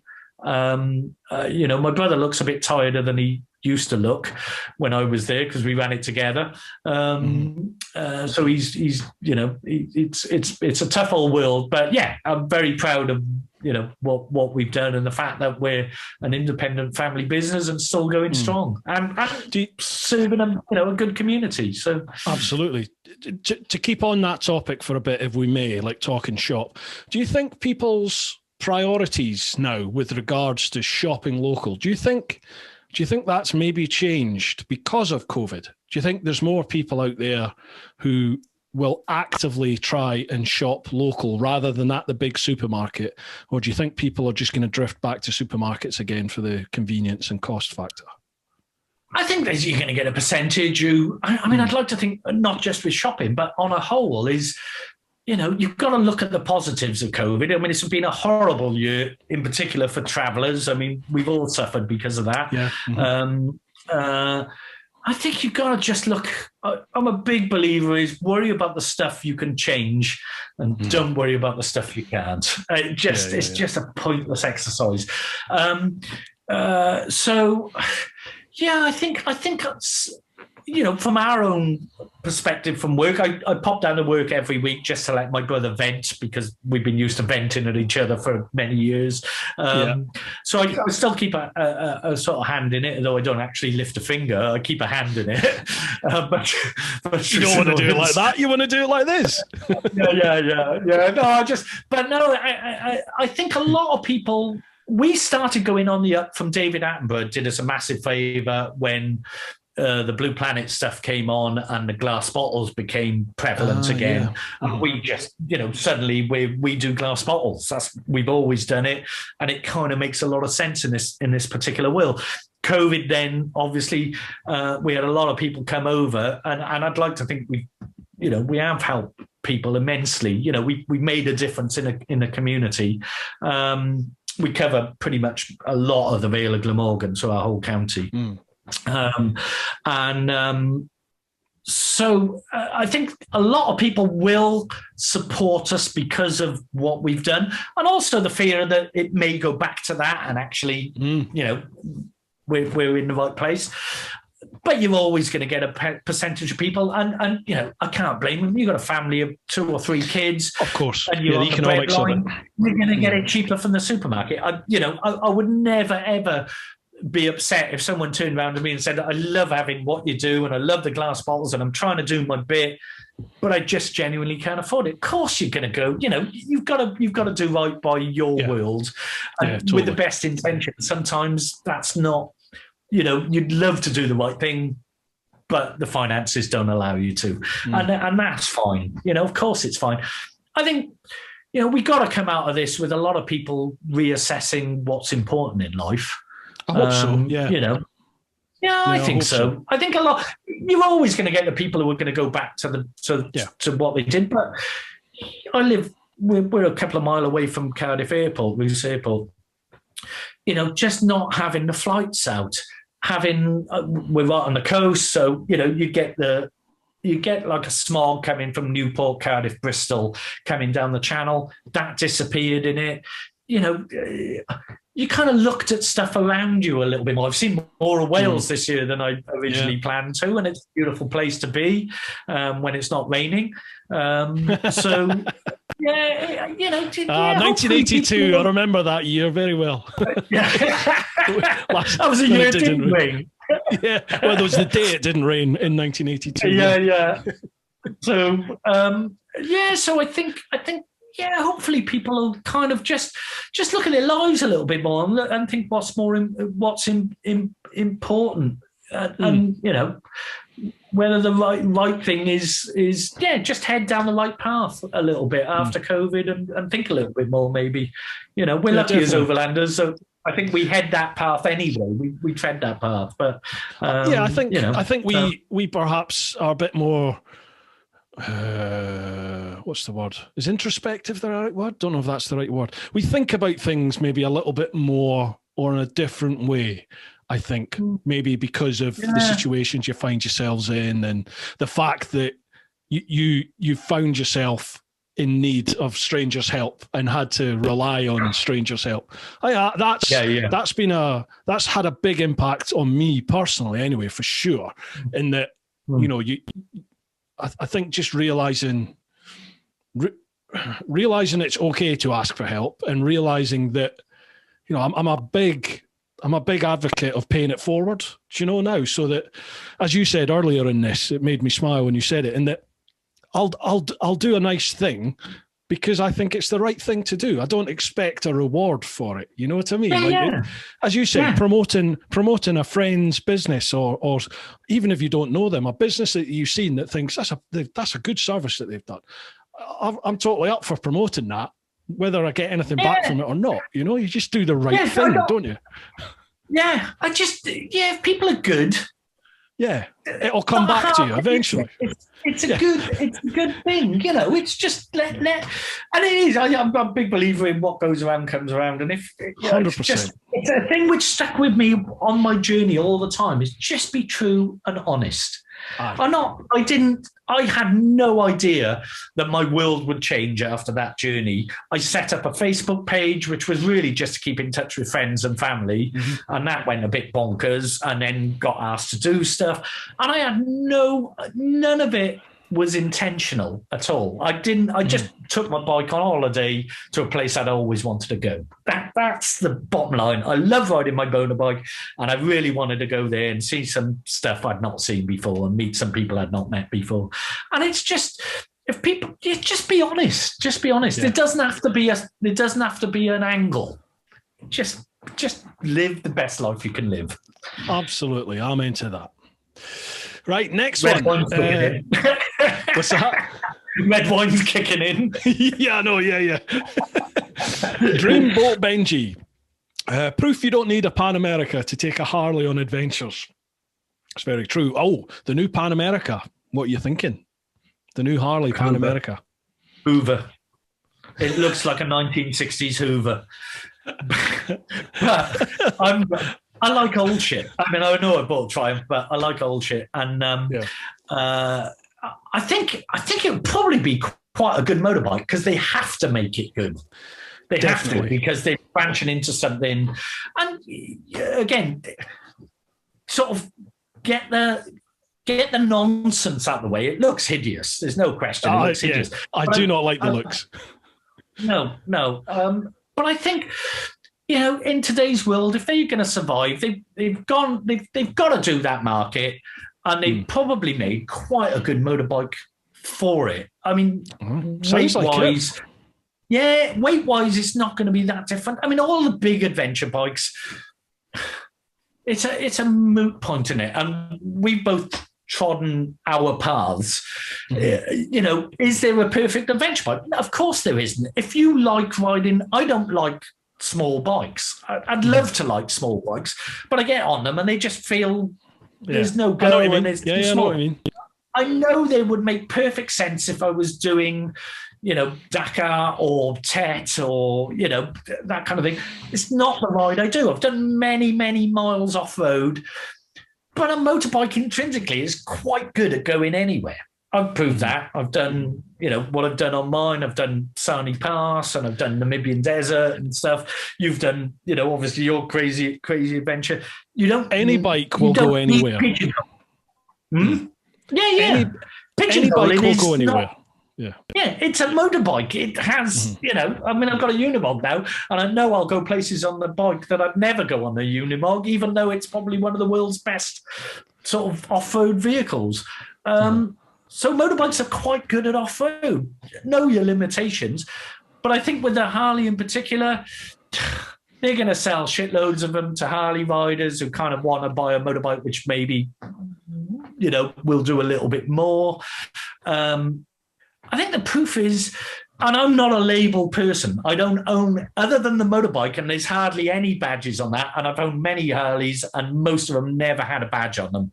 The only reason the Pan's got it is because there's some old stuff on there where it's written on it, and I really don't want to remove it. I don't like labels. I like that motorbike. It's my motorbike, and I like it. I like my Triumph, and I like my BMW. It doesn't have to have a label. If you like it, you like it. And I think the Pan America, it's going to have a shitload of detractors, but just get on it and ride it. And I think that's the thing, is just ignore everything you know, ride it if you like and it. Ride it and see if it's for you. Yeah. I'm hopefully getting a shorter one quite soon, and I can't wait to try it out. Just see what it's going to be like. Just don't genuinely looking forward to it. Yeah, but I mean, get on it and ride it. Don't look at it. There are plenty of bikes that I've seen the press pictures of and thought, oh, I don't like that.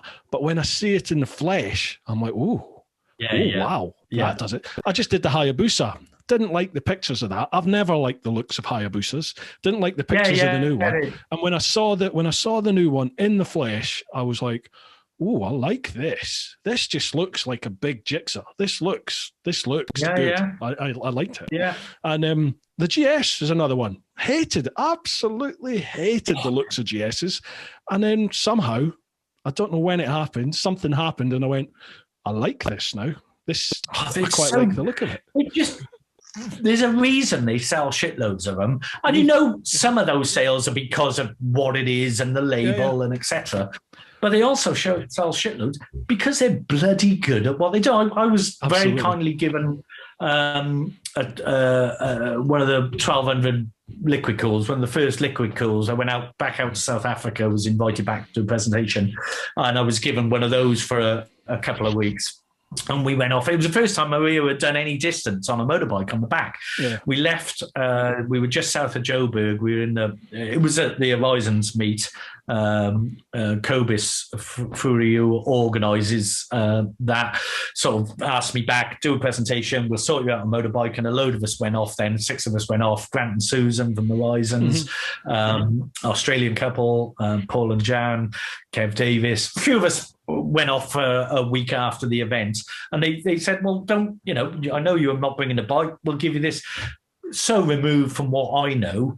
And bloody hell, we did 600 kilometres from Joburg over to Nelspruit in the rain on the motorway. Maria's first time pretty much on the back.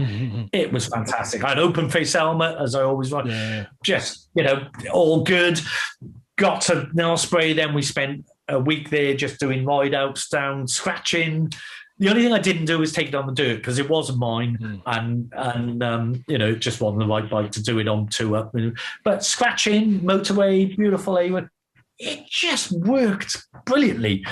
Does it, doesn't it? Yeah. They're just very good at what they do. I like stuff which is a bit different. So the thought of pulling up somewhere, and it's not, it might be vanity, I don't know, but I just like different stuff. So, to pull up on Stelvio and see another 100 of them exactly the same would horrify me. And I like a bit of a challenge, and I didn't set out to do a challenge, but I realised that's kind of my world. I like people saying exactly as you said earlier, you can't do that. Oh yeah, I can. I like that side of it. But as a motorbike, they're fantastic. And I'm sure, we all read the write-ups. I used to do a bit with sports cars years ago, and you'd read write-ups and stuff. I used to do a bit of instruction on track days and whatnot. And you'd read the write-ups and you go, they've all got so good. You're talking nth degree of true difference. 99% of people are never going to get to that nth degree. So it's just, just my way. I get criticism is probably the wrong word. I get a little bit of feedback on some of my reviews, and people go, you always give great reviews, not as in the reviews are great, but as in you say how good the bike is. And they said, can you not do a negative review one time? And my answer to that is, there's not really any shit bikes out there. Do you know, like, most bikes now, as you said, it's tiny little details or it'll be a personal thing. Some person might love this of the bike, or the way it handles when it does this, or the fueling, or the throttle response, or, the torque. Some people might love that. Other people, no, that's not what they like from riding. So I always say, all I can give you is how I call it the dangly tickle factor. That's what I talk about. Like, does it tickle my nuts or not? Do you know what I mean? I'm setting you a challenge then, Bruce. I'll come down next time you're around this neck of the woods.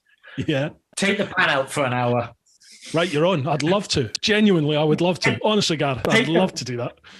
Take the pan out and then do a review on that, just for a laugh, because right, you're on. That would be quite funny to someone who's kind of obviously ridden a huge varying degree of stuff. I mean, I've watched your Goldwing reports. I didn't realise you were that old, Bruce, but you're getting there. But part of me is disgusted at myself that I still literally almost dream about that bike. It grabs hold of you. It is phenomenal. Yeah.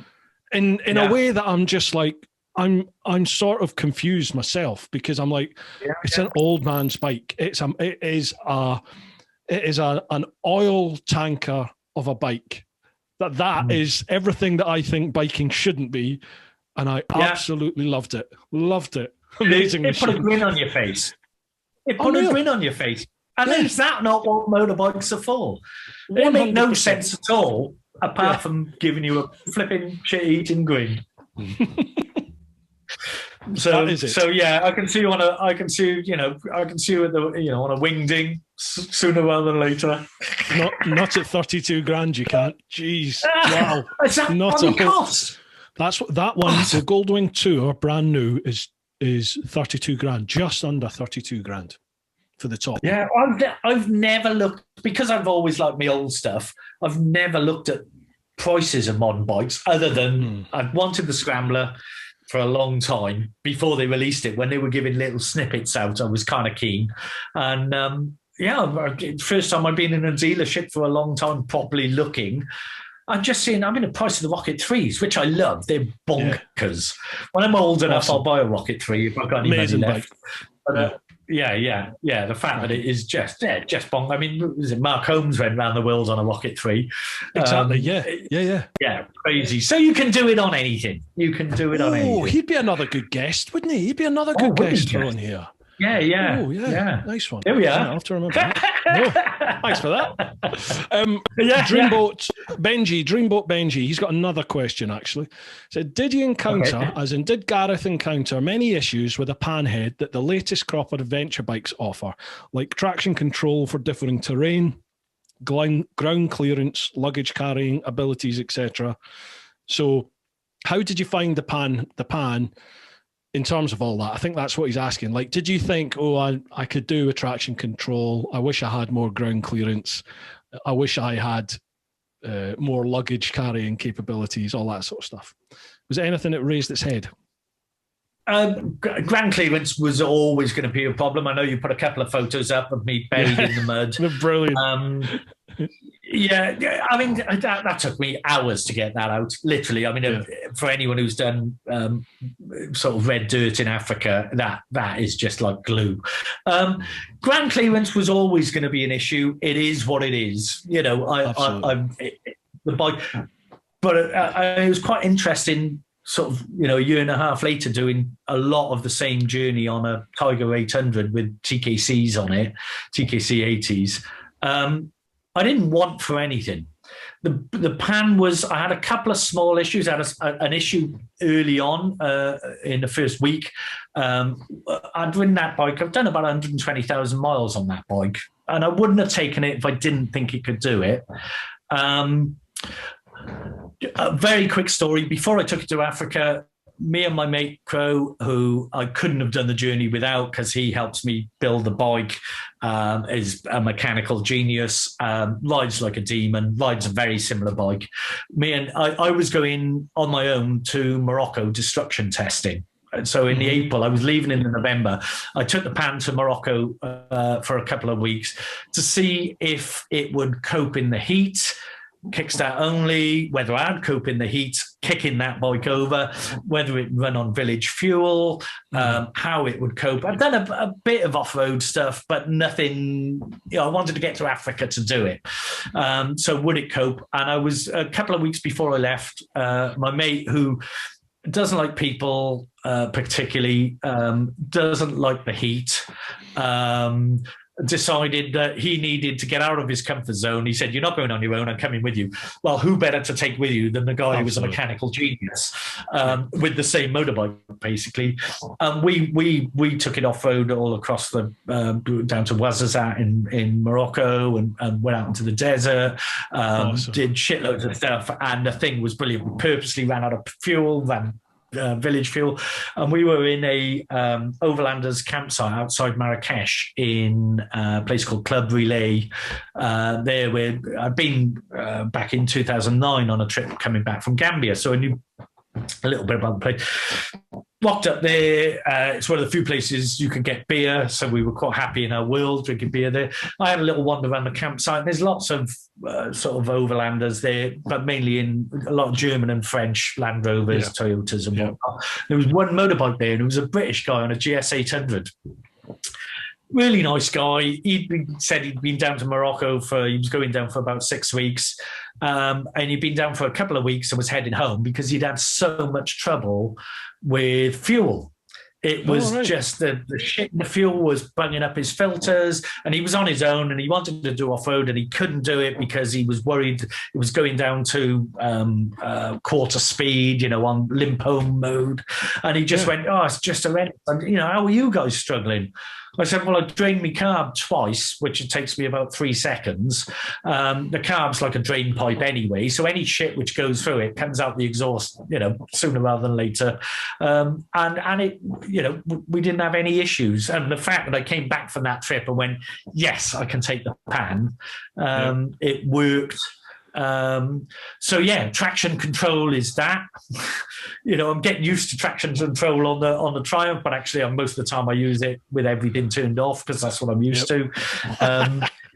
Ground clearance is ground clearance, but I did Sarnie Pass, and for those who don't know, Sarnie Pass is like an off-road version of Stelvio for Europeans.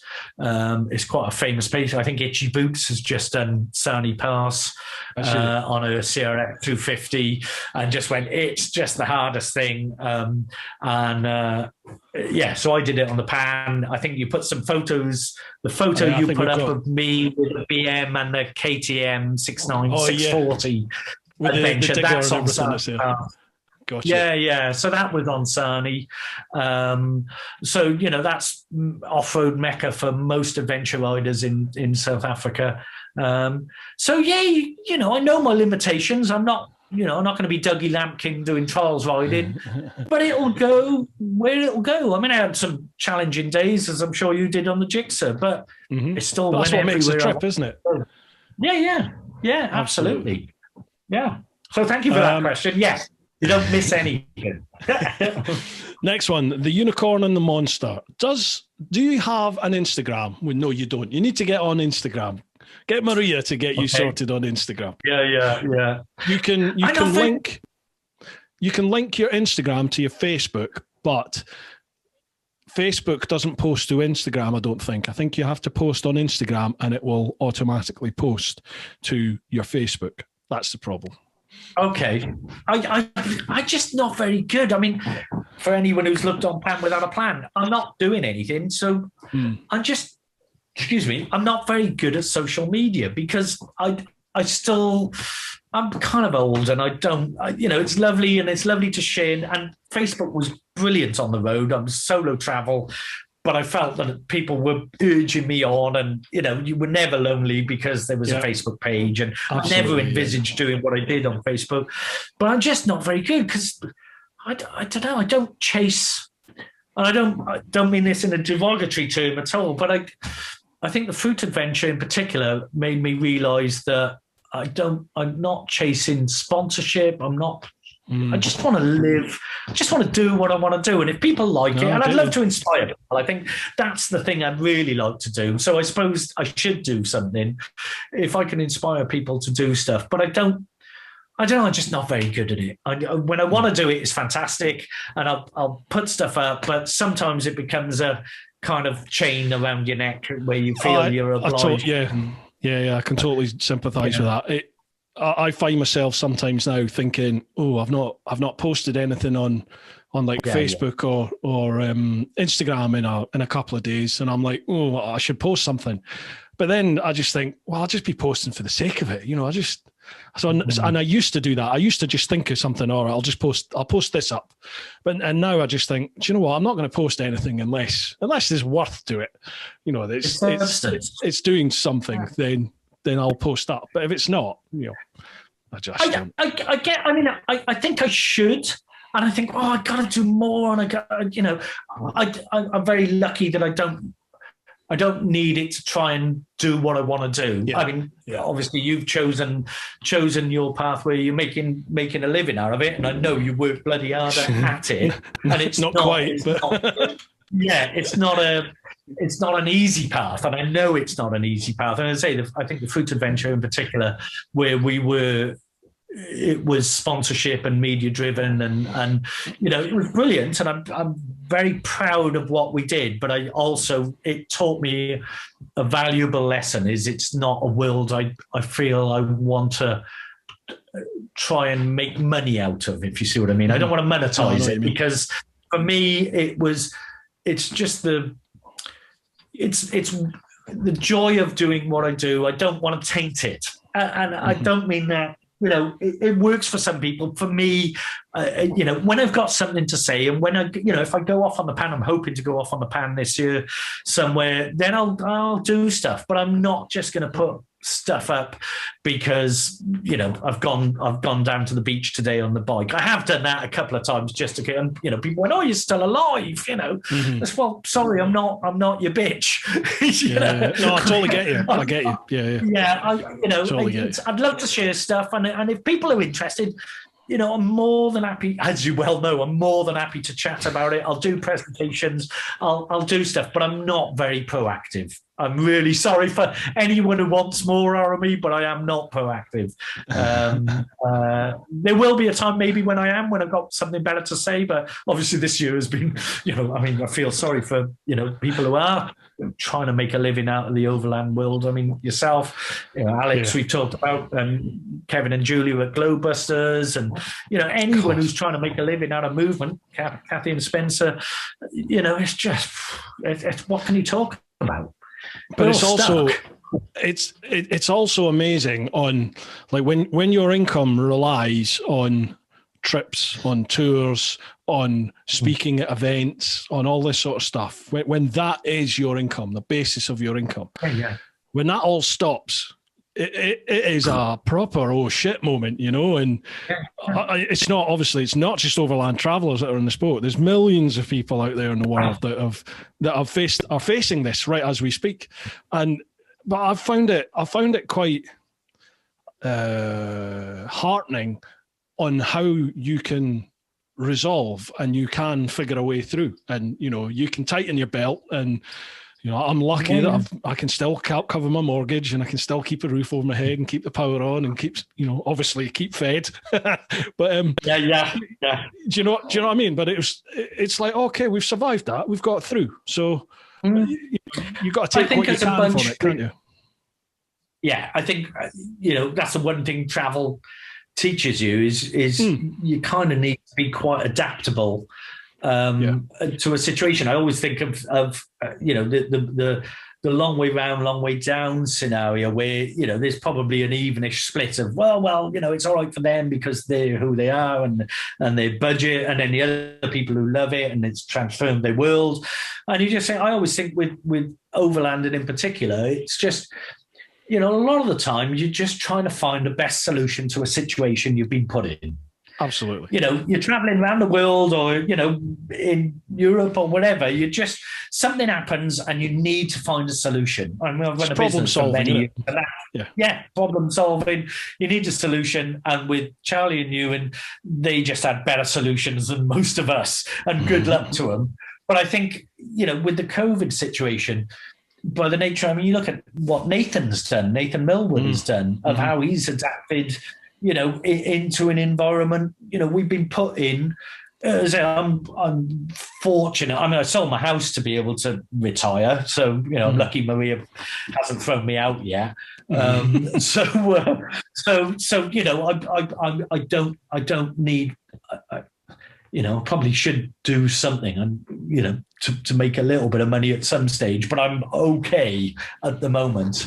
I'm not complaining. And I figured I'm not going to live forever, so the little bit of pension I have got will pay a little bit, and maybe when I'm 80 and I'm really ill, I'm going to be in a home, and I think, shit, I should have saved some of that and gone in a better home. But I'm a bit older than you guys. But I think, adapting to this current sort of life that we have to live, I think we're probably better equipped, maybe, than people who've only ever done a 9 to 5 and don't have to think outside the box. Yeah, by the nature I think, of what you've done.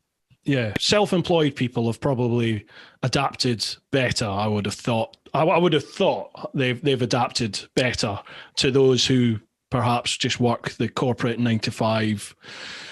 I don't know. I mean, I don't know. I've never been in a job like that. You know, I was always. Yeah. I suppose I was very fortunate in the old Bill in that, although it's a fairly unique job and it's shift work, you're guaranteed, you know, the wheel would properly have to come off for there not to be a paycheck in that bank every month.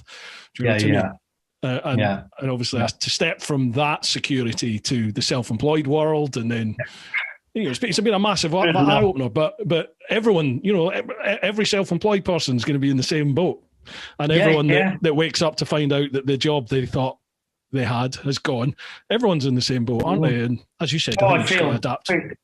Oh God! Yeah, I mean, you know, we're lucky, you know, from a business point of view that, you know, we were the right people at this time. But as I say, you look at people in the travel industry or the hospitality industry, flipping heck, you know, the fact that you know they've adapted, but then been knocked on the head, you know, had them rug kicked out from them, you know, adapt again, do it again. I feel for that. I say I'm sort of fortunate that you know we've done okay, really, but it's a tough one. But just to ask you a question, Bruce, obviously you what are you now, a year or so into this? Just over a year and a couple of months. Happier in yourself? I mean, maybe not financially, but so there's different stress. You know, money is an ever-present worry and an ever-present stress that perhaps it wasn't to the same degree before. But in myself, I am much happier now than I was before. I'm freer than I've ever been. I properly feel sort of in charge of what I'm going to do now. Do you know what I mean? Like, it'll be over. Yeah, absolutely. If this all ends, the whole doing YouTube and everything, if that all ends as it'll never end completely, but if it ends as a full-time occupation, it will be my choice to do it. It'll be at that stage where I go, okay, I need to get a proper job now to make ends meet. So, but we're not at that stage, thankfully, at the moment. Fantastic. You know, and I'm hoping that now we've got through the whole COVID, it can only improve now. You know, there's already companies are starting to inquire about doing some sponsored videos, some sponsored work. You know, doing a little bit of work together. So that can only help progress my own business, and we'll see what happens. We'll see. And my tours will come back. You've built a good base to it, though, haven't you? Definitely. I think that's the thing. Yeah. I mean, it's you know, as I know we've spoke before about you know, it's very easy from people on the outside going, well, that looks fun, that's easy, and I know full well that you know you work, you know, it's a challenging thing, as I say, and insecurities and etc. I mean, you know, the shackles for me I always felt I've loved doing what I've done. I'm very proud of the business. But the day I walked away, and also the day I sold my house, it's just there was a you know, I was fortunate that I'm not homeless yet. We get on quite well, but she keeps me drunk most of the time, or she but just releasing some shackles is sometimes it's not all about the money side and the you know, sometimes you got to think for yourself and just go, my head will be in a lot better place by just doing something different. Yeah, I think if you're the type of person to go it alone, if you're the type of person to go and make a business of whatever it is that you do, if you're going to be self-employed, I would think that if you survive certainly that first year, you have that mentality that, okay, I'll adapt, I'll improvise, I'll overcome. And if I have to get if I have to diversify and do something else or something on the side to make the shortage up, then you do it, don't you? You know, it's just you've got to. You will make it happen. If it's an overland trip, I would say 99% of the people out there who dream of doing this trip won't do it, and the reason they won't do it is because they give up. They don't see it through. Yeah, they don't commit. Exactly. I think everyone's capable of getting to the start line if you push yourself, and then it's just a matter of go through the start line and go. And then I think once those of us that have done it realize you're just riding a bike. And as you said, you're just problem solving. It's all you're doing every day is just dealing with whatever comes up. That's all it is. I felt quite guilty because I'd done a lot of travel before, but all Europe based, and I just had this thing that it was just going to be hard, and I had a riot. I had a riot, and I had very little hassle. I still can't believe I was away for 6 months. Pretty much every day. I had a beer pretty much every day, and I had a full English breakfast pretty much every day.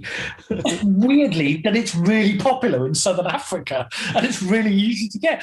And I just went, some of the borders are more challenging, but once you've done a couple, they're all the same. It's just dealing with that particular day. But actually, it was not. And I don't want to demean it because it was a great adventure, but it didn't. It is just get on your bike in the morning and ride it. And there's nothing better in the world to do. I miss that freedom. I do miss that freedom. Yeah. That was why I can't wait. I can't wait to, it'd be interesting to compare it with life in a truck. That's going to have a lot different challenges. And I know I'm going to miss the motorbike side of it because, I've not been without a bike for a long, long time. Might put a bike on the back, but that's another whole different chapter. But yeah, the freedom of just getting up in the morning and going full English, great, and riding a bike and then having a beer at the end of it. I can't think of a better way to live, frankly. Beautiful, sounds perfect to me. Where do I sign? How are you for time, mate? Are you okay for time? Yeah, no, I'm all good. Yeah, we're 2 hours into Bruce, this. Right. Maria just said, eat a slice of pizza and stop swearing.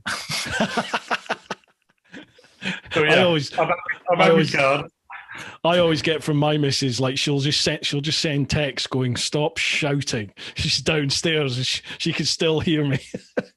I did. I don't know if you heard I did an interview with Adventure Rider Radio a couple of weeks back. Right. I didn't hear it. I'm really pleased with it, actually. It was, you listen back to some stuff, or I've seen videos of presentations, and you kind of go, oh, not, should I have said that? Much the same as yourself. I thought it'd be edited down to an hour. We did about 2 hours chatting, and Jim Martin, I don't know if you had anything to do with him at all. He's a lovely guy, Canadian guy. Yeah, he's really, really nice guy, good interviewer as well. And but we were setting it up, and he said it's the first time. Maria obviously is doing it. We bought the microphone, did that, and in the end, I had the microphone on my lapel, and he's doing all the sounds and stuff, and he's going, no, we were just audio, no video. And it ended up, he said, we've never had an interview before where we put the microphone across the room, literally across the room. I was sitting in this chair. I had to get out the chair because I move a lot, because I'm, So, and he said, you're in a leather chair, aren't you? It's squeaking all the time. Oh, no. So in the end, I'm sitting on the floor with a microphone across the room. It was hilarious. So yeah, I get a bit shouty, as you well know. Get a bit shouty. Brilliant. Right, we better crack on with these questions, man. There's still loads to go. Next one, the Spectre 223. If someone offered the money to cover costs right now, would you drop everything and do it again? Yep. Without a doubt. It's a daft question. Without a doubt. Yes. Yeah. No, So go on. Yeah, no, I mean, the last time I left South Africa in 2018, I think, the last time I was there, and I've been itching to go back ever since. It just drags you in all the time. So yeah, I'd go like a shot, and I'm free to do it now. Whereas before it was always work or commitments or mortgage and everything. Now, if someone said go, I'd be gone straight away like a shot. Watch this space. Watch this space. Yeah, absolutely. Yeah. And yourself?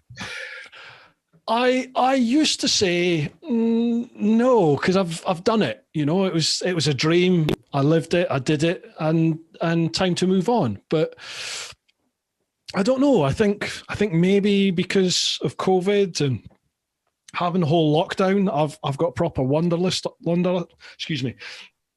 I've got proper wanderlust again, and I don't know. I just feel like I need something. I need something to focus on, some challenge again. Maybe that might be why the whole Atlantic Grow thing cropped up on my horizon, because I was like, oh, that's another thing to focus on, another challenge. But then, part of me thinks, I just need to grow up and I need to focus on getting the house sorted and, getting the garden sorted, and build the business. And one of the things for me is I definitely have lost momentum. Definitely with the COVID. I mean, I'd been planning to retire for 3 years. I gave my brother 3 years notice that I was going to leave. Sold the house. Everything was set for us to go in the MOG. But I mean, Maria's lucky with her work. So given her a year's sabbatical with an option at the end to leave if needs be, depending on where life takes us. So we were all set for that. And obviously all that got put on hold. And it's just... the momentum is, I'm still itching to go, and I know it will only take, 100 or so miles of on the road, and then I'll be like, yeah, we're good, we're doing what we should be doing. But I definitely have lost some momentum with it all, which is sort of a little bit worrying. But Maria's going to be working certainly for the rest of this year. So, we've already said, look, I've retired. I'm ready to go. My idea was at some stage I'll head off to Europe for a couple of months and on the bike, because I can still do bike stuff without her because there's only one seat. And then, the MOG will be there when we get back. So, I'm hoping at some stage I'm going to be back on the road at some stage soon, whether more than likely on the Pan, possibly on the Triumph, just because I'm loving it. But who knows? I think Scotland. I think everyone's going to Scotland. Everyone is going to Scotland by the sounds of it. Everyone's going. I've only crossed the border once. I always went south. I never ever went north. So I only crossed the border years ago. Yeah, back in the 80s, I used to chase the Lombard Valley, as was in those days, the World Valley Championship. And we crossed over into Scotland back in early 80s, something like that. And it's the only time I've ever been. And I just keep going, I've got to get there at some stage. But I only ever had 2 weeks off at a time. And I just, I'm going to France or Spain or Portugal or Switzerland, whatever. Because it's different, and much as Scotland's lovely, I'm sure it's still UK, and I always headed south because I didn't have weekends or the odd week. It was only a fortnight, a couple of times a year. So I'd always head off south. So do it, man. Do it. It's a beautiful place. I'm biased because obviously I'm from the best country in the world, but it is stunning. I go back and I'm just like, oh God, I forgot how beautiful. Wales is gorgeous. Wales is beautiful. But then Scotland's just that extra bit bigger. When you see the scenery, it's just bigger. Yeah. But then you go places like Canada. You're in British Columbia and you're just like, oh my God, this is Scotland on steroids. Look at it. Yeah. It's phenomenal. Well, I used to do a bit of skiing. I did skiing up in Finland, and same thing. I keep thinking, I'd love to see the wide open spaces of Canada. And then you go, but we got the same up in Scandinavia, which I know you're headed to sooner rather than later. But I can't wait. And you think, well, that's kind of easier. So, I still think Norway is probably one of the most stunningly beautiful countries on the planet. I just the rugged, pure, like power of nature that you see there with the fjords and you know, just Yeah, when yeah. you look at the place and you think how that was formed, you're just like, this is staggering. And places like the Grand Canyon, you know, when you go and see that in person, you know, in the States, it blows your mind to think how that was created. I was genuinely emotional. I wasn't on the bike. I was on a road trip out there, but not. I was genuinely emotional when I saw the. And Maria will say I've got a heart of stone. I might as well stay in my fridge in work most of the time. But I was genuinely emotional when I saw the Grand Canyon. It's weird, isn't it? Oh, just overwhelmed. Same as Fish River Canyon in Namibia is just same thing. Just nature. Just sometimes you just words just aren't enough, are they? Yeah. Pictures don't do it justice, do they? Like you see. For me, I'd seen the Grand Canyon on the TV and in pictures, and you think, wow, that looks amazing. That looks beautiful. I need to go and see that. Yeah. Then you get there and see it in the flesh, and for me, it was just it was even more awe-inspiring to see it in the flesh than normally when you see something in a picture. It's been tweaked, doesn't it? It's been photoshopped here and there, and the lighting's done. You think, oh, that's beautiful. It's never going to look like that in the flesh. And then you get there and see it, and you're, oh, wow. Yeah, it's one of those things. I think that one of the sort of sad things with today's world is, and I purposely don't research much of any country before I go. Get the basics, but don't research much because I don't want to see it on a computer screen before I go. I want to see it firsthand. And I think, you know, you look at someone like Ted Simon and Elspeth Beard and stuff, just, you know, the fact that there wasn't the knowledge. You know, we can Google Earth anything today. Absolutely. And you know, the magic, it's still there. Of course it's still there, but you know, just to see stuff I knew nothing about Fish River Canyon the first time I went there. And sorry, I've got to let the cat go a minute. Oh, she's on the move. Go on. She's still alive. Just to see that the first time, much the same as Grand Canyon. I mean, I think it's the second biggest canyon in the world. And I knew nothing about it, just rocked up there, knew I kind of needed to go there, but I didn't look at anything before I went. And I kind of purposely don't, probably because I'm just lazy and rubbish on a computer, that I don't look at anything before I get there. And you know, you have got that fear of missing out is the saying, isn't it? Yeah. Fear of missing out. It is a horrible feeling on social media when you've like done a country or you've been to a place and then you post up pictures of it when you're in the next place. You've moved on. Yeah. And someone goes, oh, did you go to such and such and see it? And you're like, no, didn't know anything about that. And you see the pictures and you're like, shit, that looks amazing. Yeah. I think it's one of those things, isn't it? Or someone said, oh, you should come and stay. And they live in in the best bar in the world or something. Yeah. You know, you just think, oh, shit. But I think I've missed it. Yeah, but I always had this thing. On my journey, I was heading to Zanzibar. I'd read about Zanzibar since I was about 6 years old, and I have no knowledge of Zanzibar or very little. But I just thought it was a cool place to head to. Basically, I know it's beautiful, and I know where it is, and I just thought actually that's that's where I'm going to aim for. Otherwise, I'll just stay in a pub somewhere. So I'm going to aim there. I never got there. I got within about 3 days of it, and I never got there. And but I always said if I can't get to somewhere, it's because I'm having fun somewhere else. If I don't make it, I don't make it, and there'll be a reason. And I realised if I'd have gone up there, it'd cost me a fortune. It'd have been a month of time, which I didn't really have. And if I'd have got there, I couldn't have got to other places. Yeah. And so I got into Tanzania and just went, actually, I probably need to turn back. Otherwise, I'm going to miss Zimbabwe and Mozambique and the garden route and stuff like that, the Lesotho.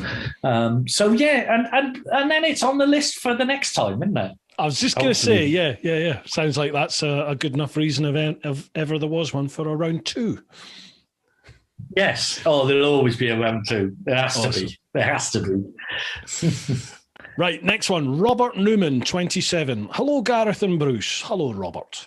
Hope you're both having a great day. Yes, thank you. Question for both. You're out on an adventure and you won't see another human for the next 7 days. You don't have any food, but your bike is edible. So you don't starve to death. Which parts of the bike do you eat over the next 7 days? Leaving the more important parts so the bike will get you to civilization. That's an interesting question. So what do you eat on a bike? Well, having read about Scott of the Antarctic and Shackleton and heroes of mine, is they ate their belts. Yeah. Because it's leather. They ran out of food, so they'd eat their shoes or the belts and the harnesses for the dogs and stuff, which was all made of leather. And my motorcycle seat is a leather seat. So I'd probably have to eat the seat, although it's had my arse on it for quite some time, so it's probably not going to be sweaty arse on it. Yeah, but the whole bike is edible. You can eat the whole bike. It's all edible. So I think the thing is, what things do you regard as not crucial to your journey that's on the bike? Have you not seen my motorbike? There is nothing on that motorbike. I'm looking at a picture of it now. Doesn't make it work. There is absolutely, that was, one of the things which I was precious about. Headlight? Angle grinder. Yeah. Headlights, spotlights, number plates. I hate number plates. Yeah, me too. That could go. Exhaust. But yeah, my bike is as minimal as it can possibly be. So the only things on it, and that's, if you see any of the photos, so when it's in travel mode, so the photos which are put up where it's in travel mode, that can be reverted back to a motorbike with nothing on it in about 5 minutes. So all the luggage comes off with 2 Allen screws. It's on a cantilever on the rear axle, and then it's 2 Allen screws under the front seat, and the whole of the back luggage comes off. I ran it for years with no mudguards. So, in Wales. So I remember being... I remember being in the Pyrenees. I'd gone on a trip on my own and I was riding around the Pyrenees and it was chucking it down. It was much the same as the weather is now.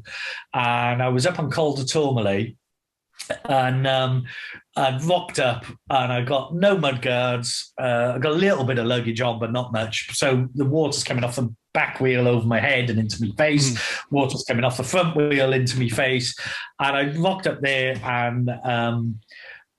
there was a bunch of about 6 1200 GSAs from Slovenia or Bosnia or something. And we went into they were in the cafe. I walked in and I am just soaking wet, absolutely soaking wet. I wear an open face helmet, so I can't see. My face is covered in mud. And the guys went, "Oh, cool bike, mate." And I just went, flipping heck, I'm in my 40s. I'd have swapped any of them their bikes that day. It was just, I've been in the rain all day and just going, yeah, it may be cool, but I am just an idiot. I'm 40 years old, 40 plus years old. For Christ's sake, get some mudguards and even a proper helmet. For Christ's sake, this is ridiculous. What are you trying to prove? It did look cool, but it was ridiculous. So yeah, even if you look at the Pan on that trip, there's still very little back mudguard. The rack took some of it. So yeah, there's not a lot to eat on my motorbike, which doesn't make it work. The engine there isn't. Yeah. I'm looking at a picture of it as you talk. Yeah, there isn't much on that, is there? Good question. Good question. Yeah, if you look at it with no luggage or any of the stuff on it, it's it's a Volvo in the true sense of the word. Before, now it's a fashionable thing, but I've been riding that for 20 years like that. So, when I was riding wide handlebars, all my mates were running ape hangers. So it was fairly unique. Not unique because it's been done since the 40s, but there's not a lot to eat. But the saddle would be tasty. No, after your arse has been on it for 6 months in Africa. yeah. It'll be seasoned. Yeah. Yes. Last one of my Insta ones. Dave Gilligan, 1981. On that seat, holy moly, his arse must have been like a Japanese flag. Not so much a question, just a statement. Cheers, Dave. Right.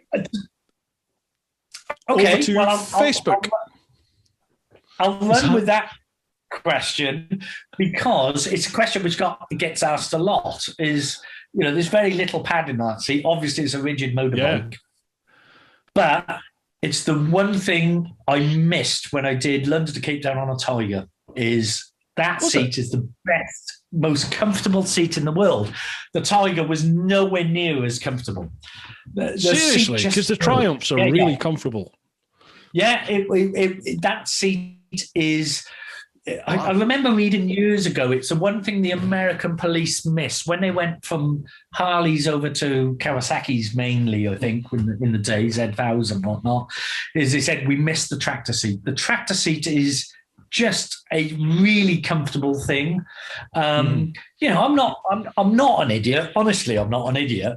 I wouldn't have ridden it. I couldn't have done. I think the longest day I did was about 650 kilometers. Longest day I've ridden on the bike. I rode from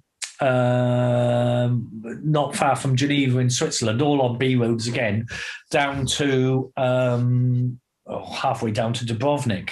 That was about 14 hours in the saddle, other than filling up the fuel. And the one thing I never get is uncomfortable, ever. I can ache. I mean, 100 miles on the Harley is like doing 500 miles on a normal motorbike. But I never get uncomfortable. I mean, I built it for me, but that seat is tremendous. It is absolutely the best. And in fact, I look at my BM, even the Triumph, and I think, how could I graft a tractor seat on it without looking like an idiot? Because it is brilliant. So comfortable. So watch this space.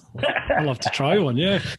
Right, I've moved across to Facebook. So it's TeapotOne on Facebook, and there are loads. There's loads of questions here, mate. So I know you've got a couple people posted on your own page as well. Yeah. So I think what we'll try and do is we'll just go quick fire answers on some of these questions just to get through them, shall we? Because we're already 2.5 hours in. Yeah. First one. I've seen some of the posts from Yoko and Lee. I was just going to say, first one up is Yoka. I've always called him Jock. Yeah. Well, you're Scottish, so yeah. Yoka. Sorry, Yoka. You must look at me and go, you never pronounce my name correctly. I'm sorry. I will from now on. I think you're probably used to it. Yeah. First one, Yoka, selling. You'll run into two problems: enough storage space on discs and micro SD cards, and trying to cut it down to less than 6 hours. Looking forward to this episode. Well, we're 2.5 hours into it already, Yoka. Spencer Lee, is this going to be your first box set, Bruce? Old Jonesy boy knows how to chat. There's a theme here. Yeah. Well, Lee's Welsh as well, so he'll know that one. Absolutely. He's moving soon, isn't he? He's going Canada. He's off to Canada. Yeah. Lucky bugger. He's leaving our green and pleasant land. He's good lad, Lee. Good lad. Oh, yeah. Demon rider. Oh, mate, I know. Phenomenal, isn't it? He's one of these people that makes it look absolutely effortless, wheeling and drifting, and you're just like, oh, that's phenomenal. Yeah. Anyway, next one, Wayne Kinsey. Who's his favourite, Gavin or Stacey? Well, for those who know Maria, it has to be Nesta. Can't believe you're saying that. She'll kill me. Maria's beautiful. She's lovely. She has, her best mate lives in Bristol. She has 2 young daughters, and they think she was Nessa before we got the Mog. So the fact that now we got a 7.5 ton truck. I mean, Gavin and Stacey has done our town the world of good. It's put us on the map. I'm still gutted that I've not got one of my milk floats in it. I was offering my God bonus to get in. We've been on Doctor Who. We've been on quite a few different things. Torchwood, Welsh version of Casualty. They use milk floats as scene setters because they assume you're in the morning. Not always the case, but they assume. But we've never got on Gavin and Stacey. Lots of my mates who run businesses in town have. But it's done us a world of good. So I love Gavin and Stacey, and long may it continue. Vanessa. Next one. Vanessa, yeah. Ian Scouse Scott. I met this guy whilst I was in Malawi at Cool Runnings Hostel. I wish I'd had more time to chat, as he'd stayed a couple of days. Looking forward to this one. Cool. Nice one. They were. I ran up. Again, most of my journey was kind of word of mouth. I didn't have a particular plan. I had a vague idea where I was going. I would rock up somewhere and someone at that place would say, you need to go here. So I was in Mafui in Zambia, South Luangwa National Park. And I was in a campsite there and someone said, oh, where you headed? I said, Malawi. They said, you've got to go to Cool Runnings. So I'd just done 21 days camping. And I was kind of quite keen to go into a room. So I'd headed off, my visa ran out in Zambia, headed to Chapato, which is on the border. I managed to get a room there, but it was election time and it was a bit manic and didn't sleep too well. And I thought, right, I'll head to Malawi, head to Cool Runnings. I think it's a place you and Charlie stayed. I don't think it's on the film, but they did stay there. Beautiful place, run by an ex-Zim girl. Absolutely fantastic place. Locked up there on the Harley, thinking I need a room. I've done 21 days in a tent. So I kind of would like a room. And I turned up. There's no one there. It's a beautiful place, right on the lake, on the southern part of the lake. Locked up there, and no one there. And they went, "Oh, I'm sorry, all the rooms are taken." I went, "There's no one here." They said, "No, the British Army booked the lot." I went, what? They're not here. They're out on manoeuvres. They were training up the Malawian Defence Force. Right. I said, hang on a minute. They're the army. I pay my bloody taxes. They can go in a bloody tent. I want a room. But no, it was pre-booked. But they were Scots Guards, strangely enough. So they had a little. There was I don't know. There must have been about 20 of them out there, and I ended up staying. I lock up everywhere and think I'm only going to stay a night or two, but I wasn't on a time scale or anything. And I ended up staying. I turned up there on the Monday, ended up drinking with these guys, and they were fab. They were so entertaining. They were lovely, lovely people, and it was a fantastic place. And it was Six Nations. And I got there on the Monday, and Wales, Scotland were playing on the following Saturday. And they said, well, you've got to stay for the match. And you left in March. Yes. Well, I ended up staying the week, and they'd go off on manoeuvres every day, and they'd wake me up every morning. I'm in my tent. All their Land Rovers and Toyotas are parked up next to my tent. They'd get up at 5 a.m. and go off on training stuff.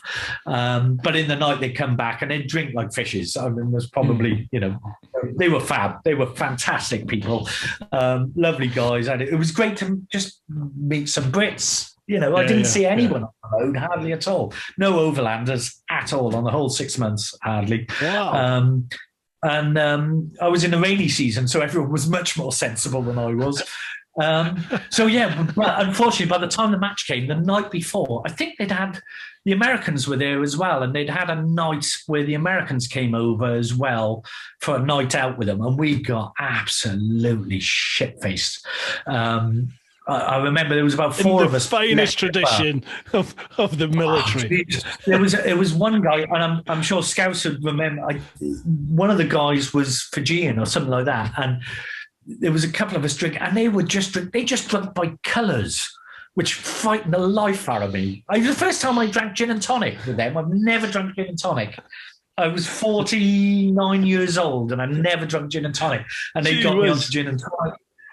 And then they gave me these coloured drinks, and we got absolutely smashed to pieces. And the match was the next day. And by the time the match was on, we were all so hungover. It was a horrible match. It was full of fouls, and Wales beat them. And I cannot believe that they didn't just blow my bike up in the middle of the night because we won the rugby. But they were a fab bunch. So yeah, great to hear a question from you, Scouts. Awesome. I remember that week particularly as being the biggest hangover I had of the whole journey. A fantastic time. Cool Runnings was a super cool place. And it was weird because I went off then up to Tanzania, and I went up there, spent a couple of weeks up there, came back and stayed in Cool Runnings on the way back. And there was about 4 of them left. All the rest had either shipped out to go home, but I think the 4 were left, or 6 were left, were going off to Mozambique to do some more training down there. But they did some sort of... and Scouts will remember this. They did, what's the mud running thing people do? Is it mud runner? No, mud. Yeah, mud, whatever, hard enduro running thing.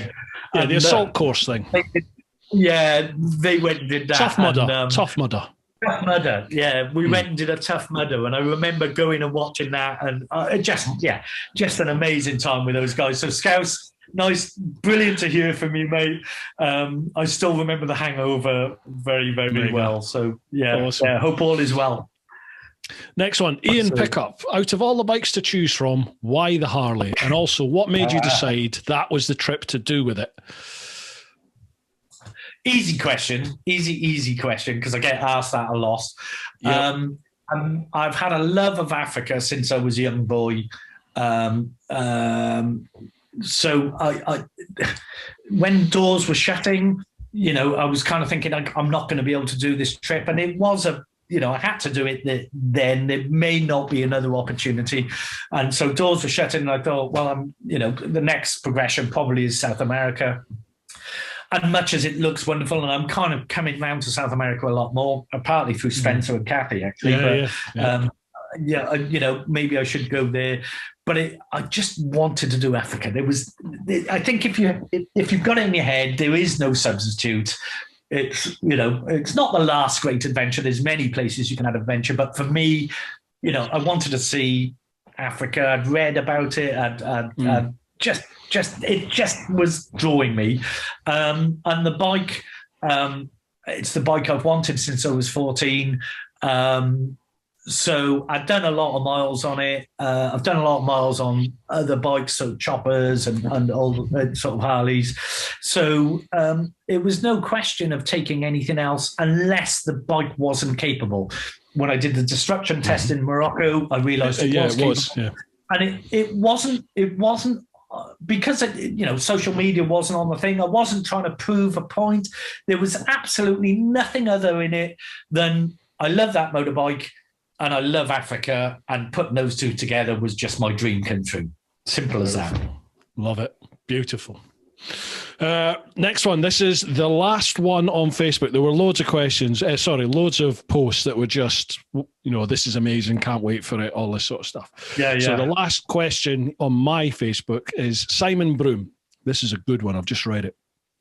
Your friend has invented a time machine, but it can only go back in time, and you can use it only once. You can go back in one time in your life to change something that happened or not, whichever. Which is it and when?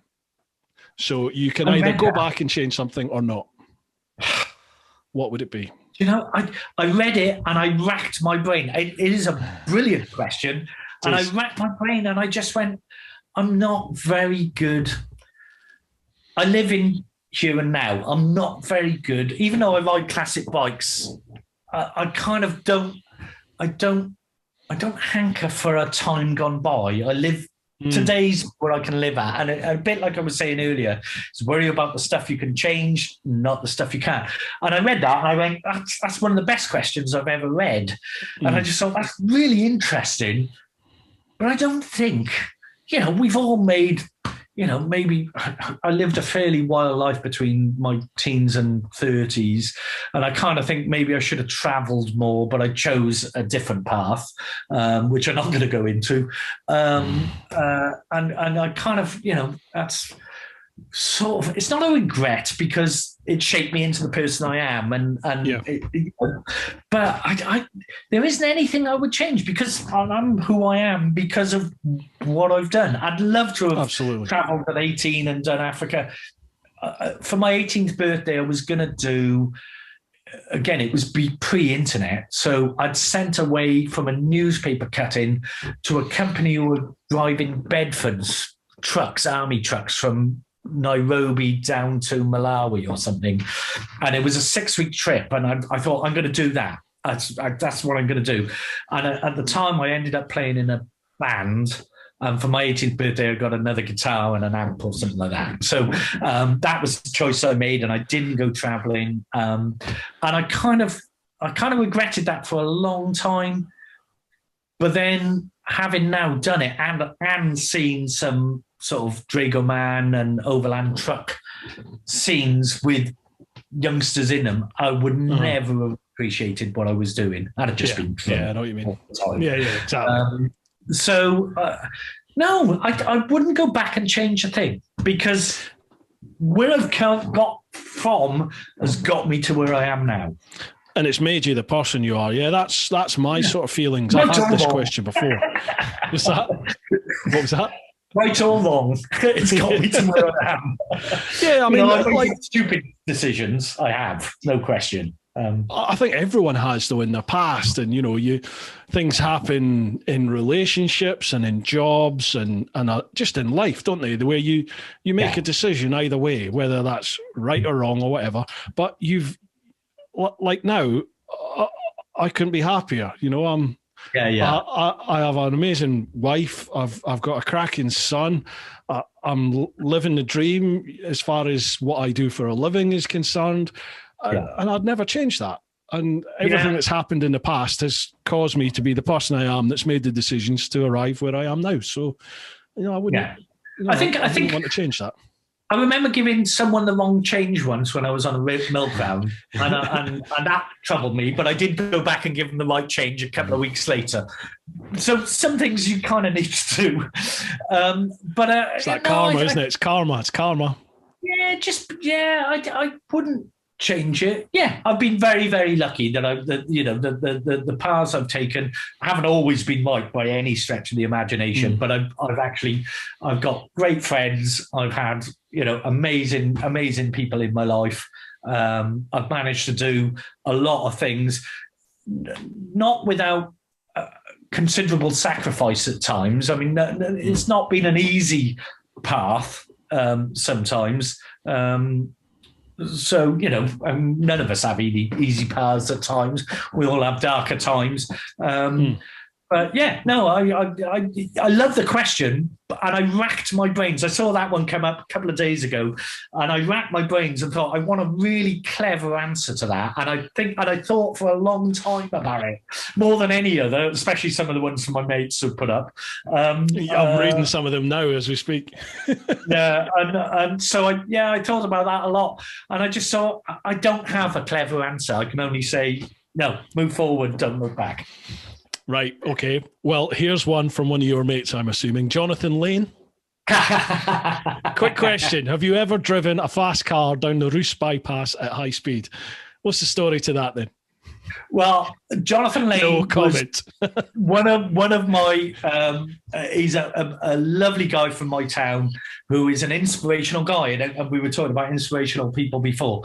John Lane was one of the first people in our town to have a chopper-y kind of bike back. He's 10 years older than I am. So what am I, 56? He's 66 now. And John has an eye for aesthetics. So he taught me a lot about building stuff when I was building choppers and bikes, and just a lovely, lovely, lovely man. John ended up buying, he was always into motorbikes and custom cars. John ended up buying, I'll try and keep this as brief as I can. Hi, John, in Michigan. He moved from Michigan.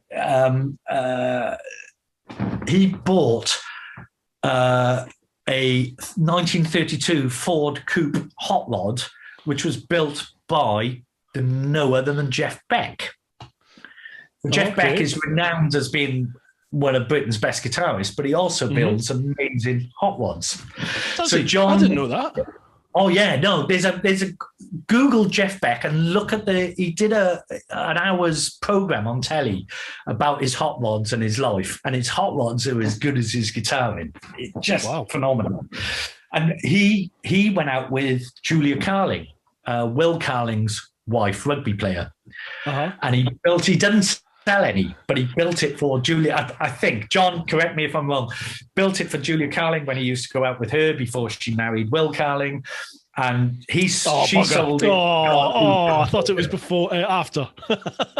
No. Anyway, so John has always been into cars, amazing bikes. He built an amazing BSA, has ridden bikes all his life, ridden Harleys. We bought our Harleys the same time together in '87, pretty much. But he's always been into his cars. So he was running 350 Chevy motor 32 coupe. He also now has a Model T, which is just bonkers. Anyway, he's now he worked for Dow Corning and he moved to Michigan because he was living the American dream anyway, so he might as well move. I used to be into quite high end sports cars, so I took John out in a German sports car with the engine in the boot, which was fairly tasty. And so the Roos Bypass Road is a road a lot of us use just to try stuff out. And hooligan. I'm glad you're not in the profession you used to be in, Bruce. I wouldn't have cared. I genuinely wouldn't have cared. I know the reasons, but so yeah, I used to drive this thing. I'm not a speed demon at all, but this thing was just so good at going very, very quickly. So I used to go out with a girl in Cardiff, and I'd drive back from her place late at night, and pulling 180 plus down a link road back to our town. And in the end, I realised it was kilometers, obviously. Oh, yeah. And I just thought it should never, ever impact anyone else. So there was no one on the road. If ever I hit those speeds, no one on the road. And but then I realised at some stage the helicopter might see me, and then I got a prison. So I just went, and in fact, I kind of borrowed the car for a while from that particular company for a lot of money, and then had to give it back because I couldn't afford to pay them anymore. But it was an amazing, no regrets. But it was crazy. So I took John out on a ride in there, and I had a track car as well. So I'd alternate between the two and take people out in both. And it was quite an interesting thing because you'd kind of do similar speeds, but the one was bonkers and the other was designed to do it. So John, yes, I did. I'm guilty. It was happy days, but I'm very happy that I don't have to pay those kind of bills anymore. Going on with the track, the last question will touch on that. Yes, so we got one before that, which was Spencer Conway again. He's asking, we've already covered this, do you think the new Harley adventure bike, the Pan American, will it rival others in the market despite looking like an orange and grey hippo with 70s headlights? Well, we kind of covered that already, haven't we? We had quite a chat about the Pan American. It's like a Hoover from the 60s. Yeah, I like that. So, Dave Robinson. Yes. Or a Lada. It looks like a 70s Lada. It's just a weird... Why? In the pictures, it doesn't... It just doesn't look like it flows. Yeah, Harley are quite good at aesthetics. They are. And why they've thought that's... Maybe it's an American thing. Maybe it just doesn't translate across the Atlantic. I don't know. I don't know, yeah. But I'm hoping it's just, like we said before, I'm hoping it's going to be one of those bikes that when you see it in the flesh, it makes sense. But in the pictures... Oh, it rides amazingly well. Yeah. Yeah, I am hearing from the Yanks who've ridden it, because it's already out over there, obviously. Yeah. From them... everyone is, I mean, they're going to be, I know, but everyone is like, shit, this is a good bike. This is a really good bike. So I'm hoping it is as good as it's made out.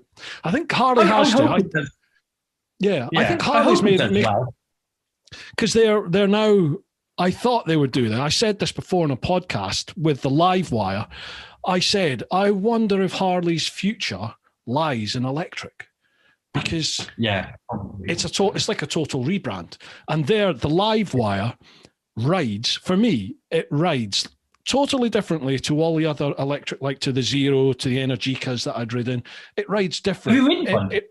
It feels like it doesn't feel like a Harley, but it has the same feeling of a Harley. When you ride a Harley, you feel like you're riding something different, and riding the live wire made me feel I was riding something different, even though it's an electric bike. It's different to the other electric bikes.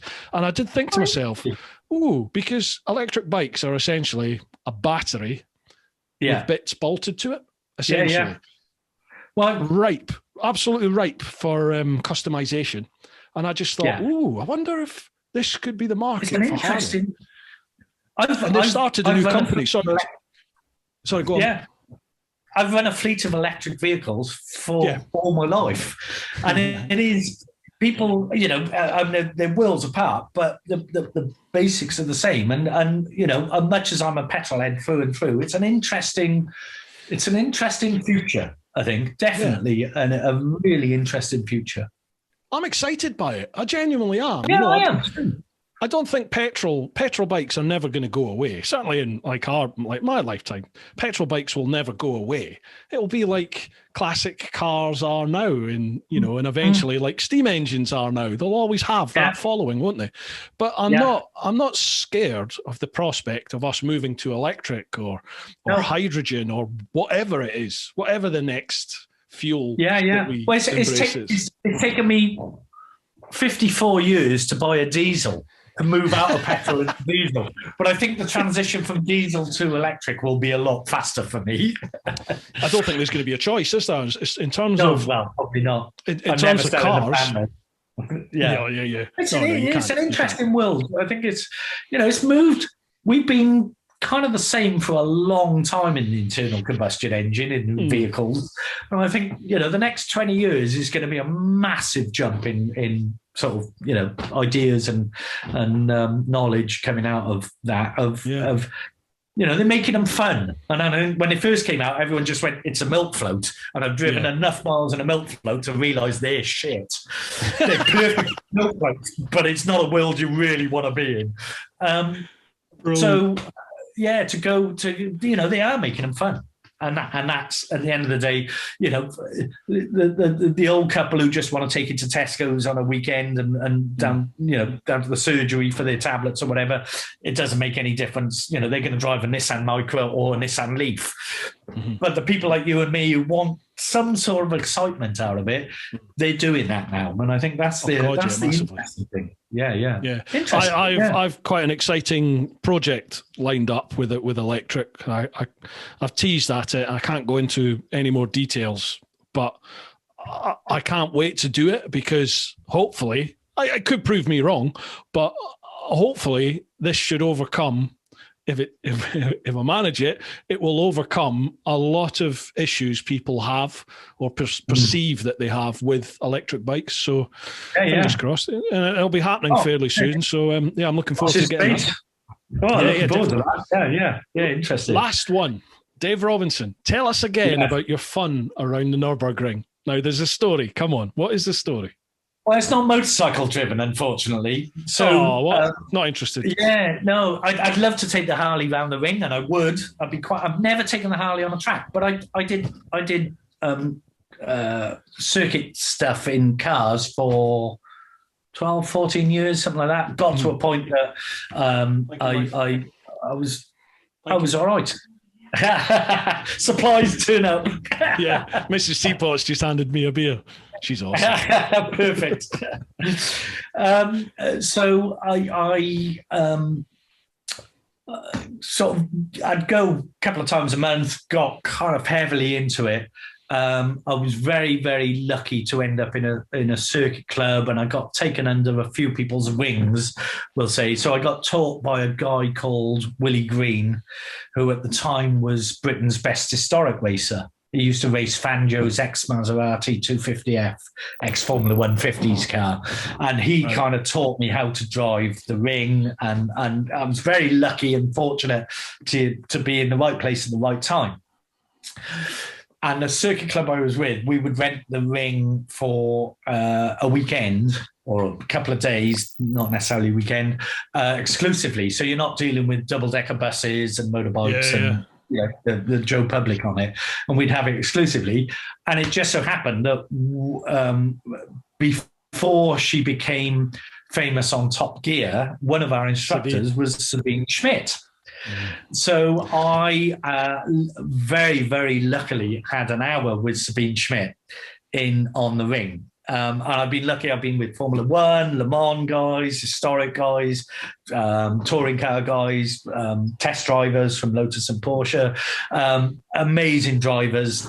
I love being with people who just were just at the top of their game. And I don't care, the passion and the skill involved. And, I was lucky that I was in that environment, but, it could be knitting or dog trading or whatever. It doesn't matter. But these people were just the best of the best. And I was very lucky to be in that environment for a little while. And so I did an hour with Sabine around the ring. Not long before she was doing the transit van stuff. So when she did the transit van stuff on Top Gear, she stayed with the person who ran our circuit club. So she wears an RMA T-shirt on the Top Gear thing. So she was big in with us, our crowd, we'll say. So yeah, I did 4 laps with her. I don't know if you've done the ring. You ever done the ring? I have, yeah, I've done the ring, yeah. Yeah, it is petrol head heaven. It's amazing If Disney invented somewhere to drive a car, it would be the Nürburgring. Absolutely. It just is one of the best places on earth. And I've done, Donington was my circuit of choice. I've done thousands of laps around Donington, Castle Combe, Brands Hatch, Snetterton, all the big circuits, Silverstone. I've done a few hundred laps around the ring, but out with Sabine was just bonkers. She'd never driven. I had my track car was a Lotus Elise, souped up, very, very. It's not a brilliant ring car because it's not high speed, topped out at 148. So smaller circuits it was better at. Rings got lots of long straights, so higher powered cars are better, but it handles well. She'd never driven one before. She jumped in my car. She couldn't fit the harnesses on it. I had a sort of racing seat and 6-point harness and stuff. She couldn't fit it on. So technically, she shouldn't have gone out on the circuit because she couldn't do anything up. She didn't give flying, We went off. By the second corner, she just went, I like this car. She was as mad as you would love to think she is. She was absolutely wonderful woman. And I know a few people, I think Yoka met her a few times.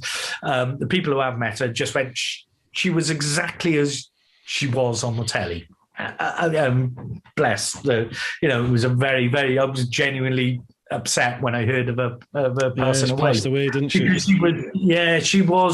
She was just real. There was nothing about her that wasn't real.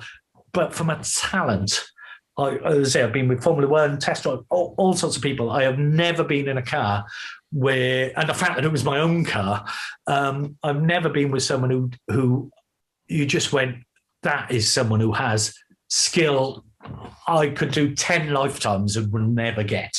She was astonishing. She didn't kind of get track day etiquette, we'll say, from a British point of view, because if she was in a car, she just wanted to be in front of everyone. And I remember coming down to the foxhole and we were overtaking someone, and you kind of, the circuit club I was with, it was very, you had to be of a certain standard. So there was not as many rules as sort of a bread and butter circuit club. You could do all sorts of stuff, but you still had to be polite, we'll say. And she didn't give a monkeys. And I remember overtaking a guy in a brand new, very limited edition, very powerful Exige Lotus at the time. And we went past him, and I'm in the passenger seat, and I thought if I leant out, I could have tickled him under his chin. And we were so close to him. And we're going to the foxhole, which is just bonkers at the best of the time. And she'd never driven the thing before. So the talent on her was amazing. And then there was a 900 brake horsepowered 911 GT racer driven by a GT racer, and she went, for 6 corners we're going to have him. And I'm like, we're in my little flipping 160 70 horsepower at least, we're never going to. Lo and behold, she was going into corners in 4th or 5th, and I'd have been changing down to 3rd, and she was changing up to 5th. Wow. Just mesmerizing. It's one of the best hours of my life. with that woman. Phenomenal. She was just astonishing. And when we finished, pulled up at the pits, and her husband, who ran one of the biggest sausage factories in Germany, which is, obviously, he flew over us in his matte black little helicopter. The fun I'm going to have editing the teaser, the trailer for this podcast. Awesome. So yeah, I feel I was very privileged to have that situation. And again, I just happened to be the right person in the right place at the right time. And it didn't come easy. A lot of this stuff didn't come easy. So please don't think I've had this, joyous, I have had a joyous life, but some of it's not easy. But that hour in particular will stay with me till the day I die. Fantastic. It's just if you have an ounce of petrol in your veins, yeah, that's the hour you want with an ounce of petrol in your veins. Oh, strange. Man. What an awesome point to finish. Thank you, Dave. That's 3 hours, man. 3 hours. Happy days. Awesome. You knew it wouldn't go easy. No, I've loved it. I could do another 3, to be perfectly honest. I've found out, I never realised you were such a big sort of petrol head, track fiend. I never knew that about you at all. Yeah. Well,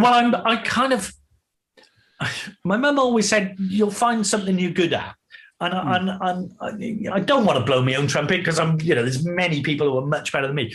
I could hustle a car around a circuit quite well. I got kind of quite good at that. And I got told by people who are a lot better than I'll ever be that I could do that quite well. I drove a car much better than I rode a motorbike, but I love motorbikes and cars with tools. It's quite a weird thing. And I've been without a car for many years, but I've never been without a motorbike. So my passion is motorbikes, but I could hustle a car quite well. I'm a bit like that with food. I'm really good at eating, but I'm not that great at cooking. Does your wife cook well? No. I do the cooking. She can't cook. She can cook, but I do the cooking most of the time. Most of the time, it's me. I like that analogy, though. That is, that's quite, I'm lucky because Maria is a fantastic cook and loves to cook. And much to her annoyance, she keeps saying, I've got to cook at least 2 or 3 times a week, but I only cook once a week. And I cook Italian, and that's my thing. And I do that okay. But she said, well, you cook something else. I said, but you won't like it. Because she likes everything with chilies in it. So that's quite a good thing. So.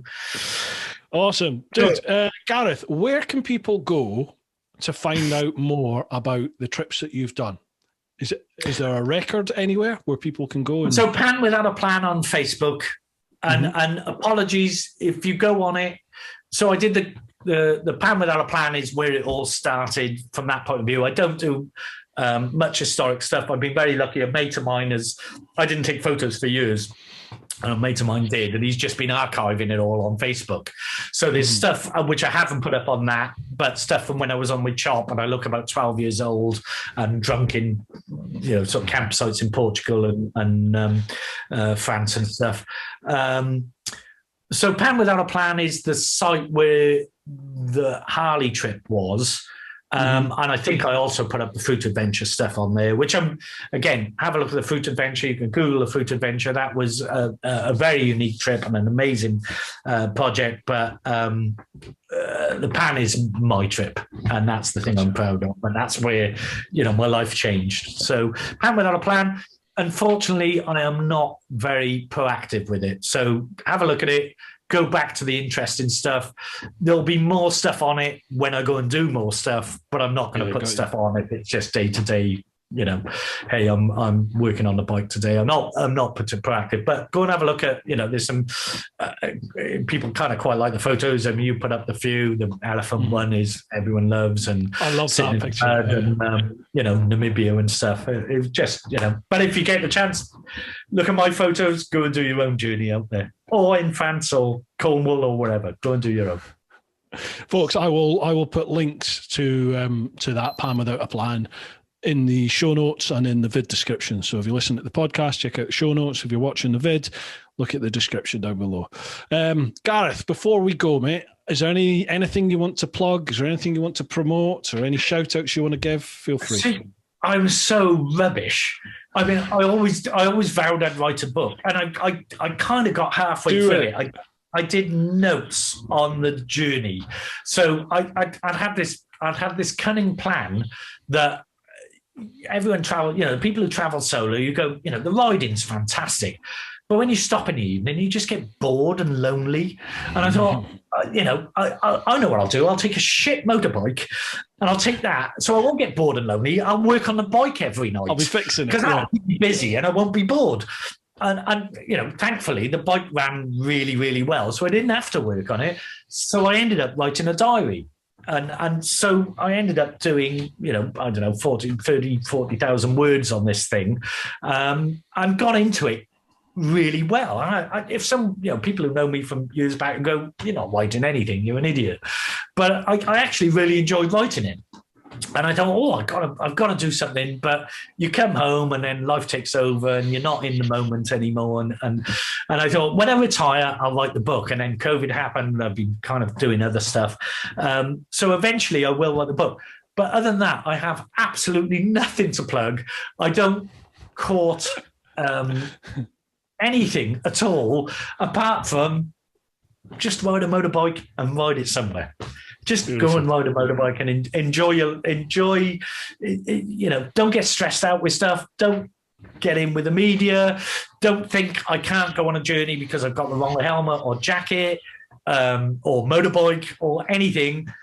If you want to do it, just go and do it. There is no barrier other than your own head, basically. Absolutely. Amen to that. I couldn't say it any better. Awesome. Mate, I've absolutely slanged to you. I have absolutely loved spending the last 3 odd hours chatting with you. It's been a pleasure.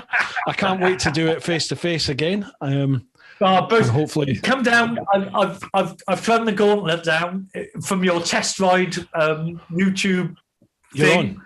You're on. Come and ride the pan when you're in this neck of the woods. I mean, you know, we're out and about. We're not going anywhere for the next few months for sure. So, you know, come down. We can put you up in the house or the morgue or whatever. Yeah. Come. It would be. Not many people have ridden Harley. Craig Carey Cinch has ridden it. Dylan rode it. Dylan WICKRAMA. A couple of mates rode it. Hardly anyone's ridden it. And it would just be interesting to get someone who's kind of got a bit wider view on things to ride it and just get a little insight into it. So you're always welcome down this neck of the woods anyway. No, let's make it happen, brother. Let's make it happen. Yeah. And I'll do my best not to. I'll do my best not to break anything else in the mog. I'm really sorry about that. I didn't realise I'd done that. I'm so sorry. It cost me about £3 to fix it, Bruce. Don't stress. But it was funny because when you came up with that, I thought, what am I going to say? What's the key thing I know about Bruce? He was one of the. It was. So the mog was. When we took it to Overland, we'd gone a few places. You know Helen Lloyd? Have you ever interviewed Helen? Yeah, I know Helen. Yeah. I'm not. I was thinking about her the other day about asking her if she'd come on. Helen is just a joy of a girl. I mean, we go and stay with Helen. The first place we took the mog was to Helen's place. Helen's brilliant. You'll love. She's so not. She's just so normal, and then you get out. And you look at what she's done. You just go. Yeah. You're a bloody lunatic. Yeah, you know. In fact, I'm going to see her. I'm going up to Hereford because she lives just outside. She lives about 20 minutes from Baskerville. She came down and stayed the other week, and she's bought another overlanding pedal bike. So God knows where that's going. But it's in my garage. Yeah, it's in my garage, and I got to drop it up to her on the weekend. So, Helen was the first place we took the mog when we got it up to her place. And then the second place we took it was Winter Warmer. And when we got there, Mark Connell, and I don't know if you know Mark, one of the Overland crowd, quite a quietish guy. He knows me and Maria quite well. And when Maria said, we're going to bring it up to the Overland Winter Event, but it ain't going to be a party bus. And you met Maria.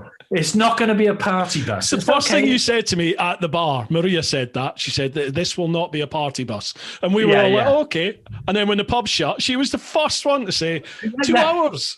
She's an animal. She's an animal. And she said, right, everyone back. And I think it was yourself.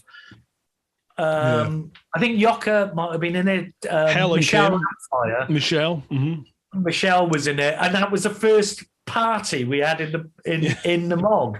So you were, it was quite funny. And the fact that when you got up, it was just like bang, smash. Oh, man. It's like, it's a party bus. And long may that continue. Let's make the test ride of the Pan happen. I will definitely come see you. I'm well up for that. Yeah, and whenever. Are you welcome to stay? You can stay in the house, stay in the Mog, whatever. We'll work something. Awesome. But awesome. Yeah, come down and try. That would be a really interesting thing because people avoid it. My brother rode it. He's got an MV4 S. Oh well, for Oro actually. Before they released the S, and he's got a 92 Fireblade. Oh wow! And has had it since 93. So he likes his sport bikes. He rode it before I went to Africa. I'd done lots of Europe on it. He rode it about a mile up the road from work and back and went, it's like sitting on the toilet, because that's what it feels like. And he said, I can't believe you ride this to work. And I live 2 miles from my work. He said, I can't believe you ride it to work, let alone ride Europe. It's fucking useless.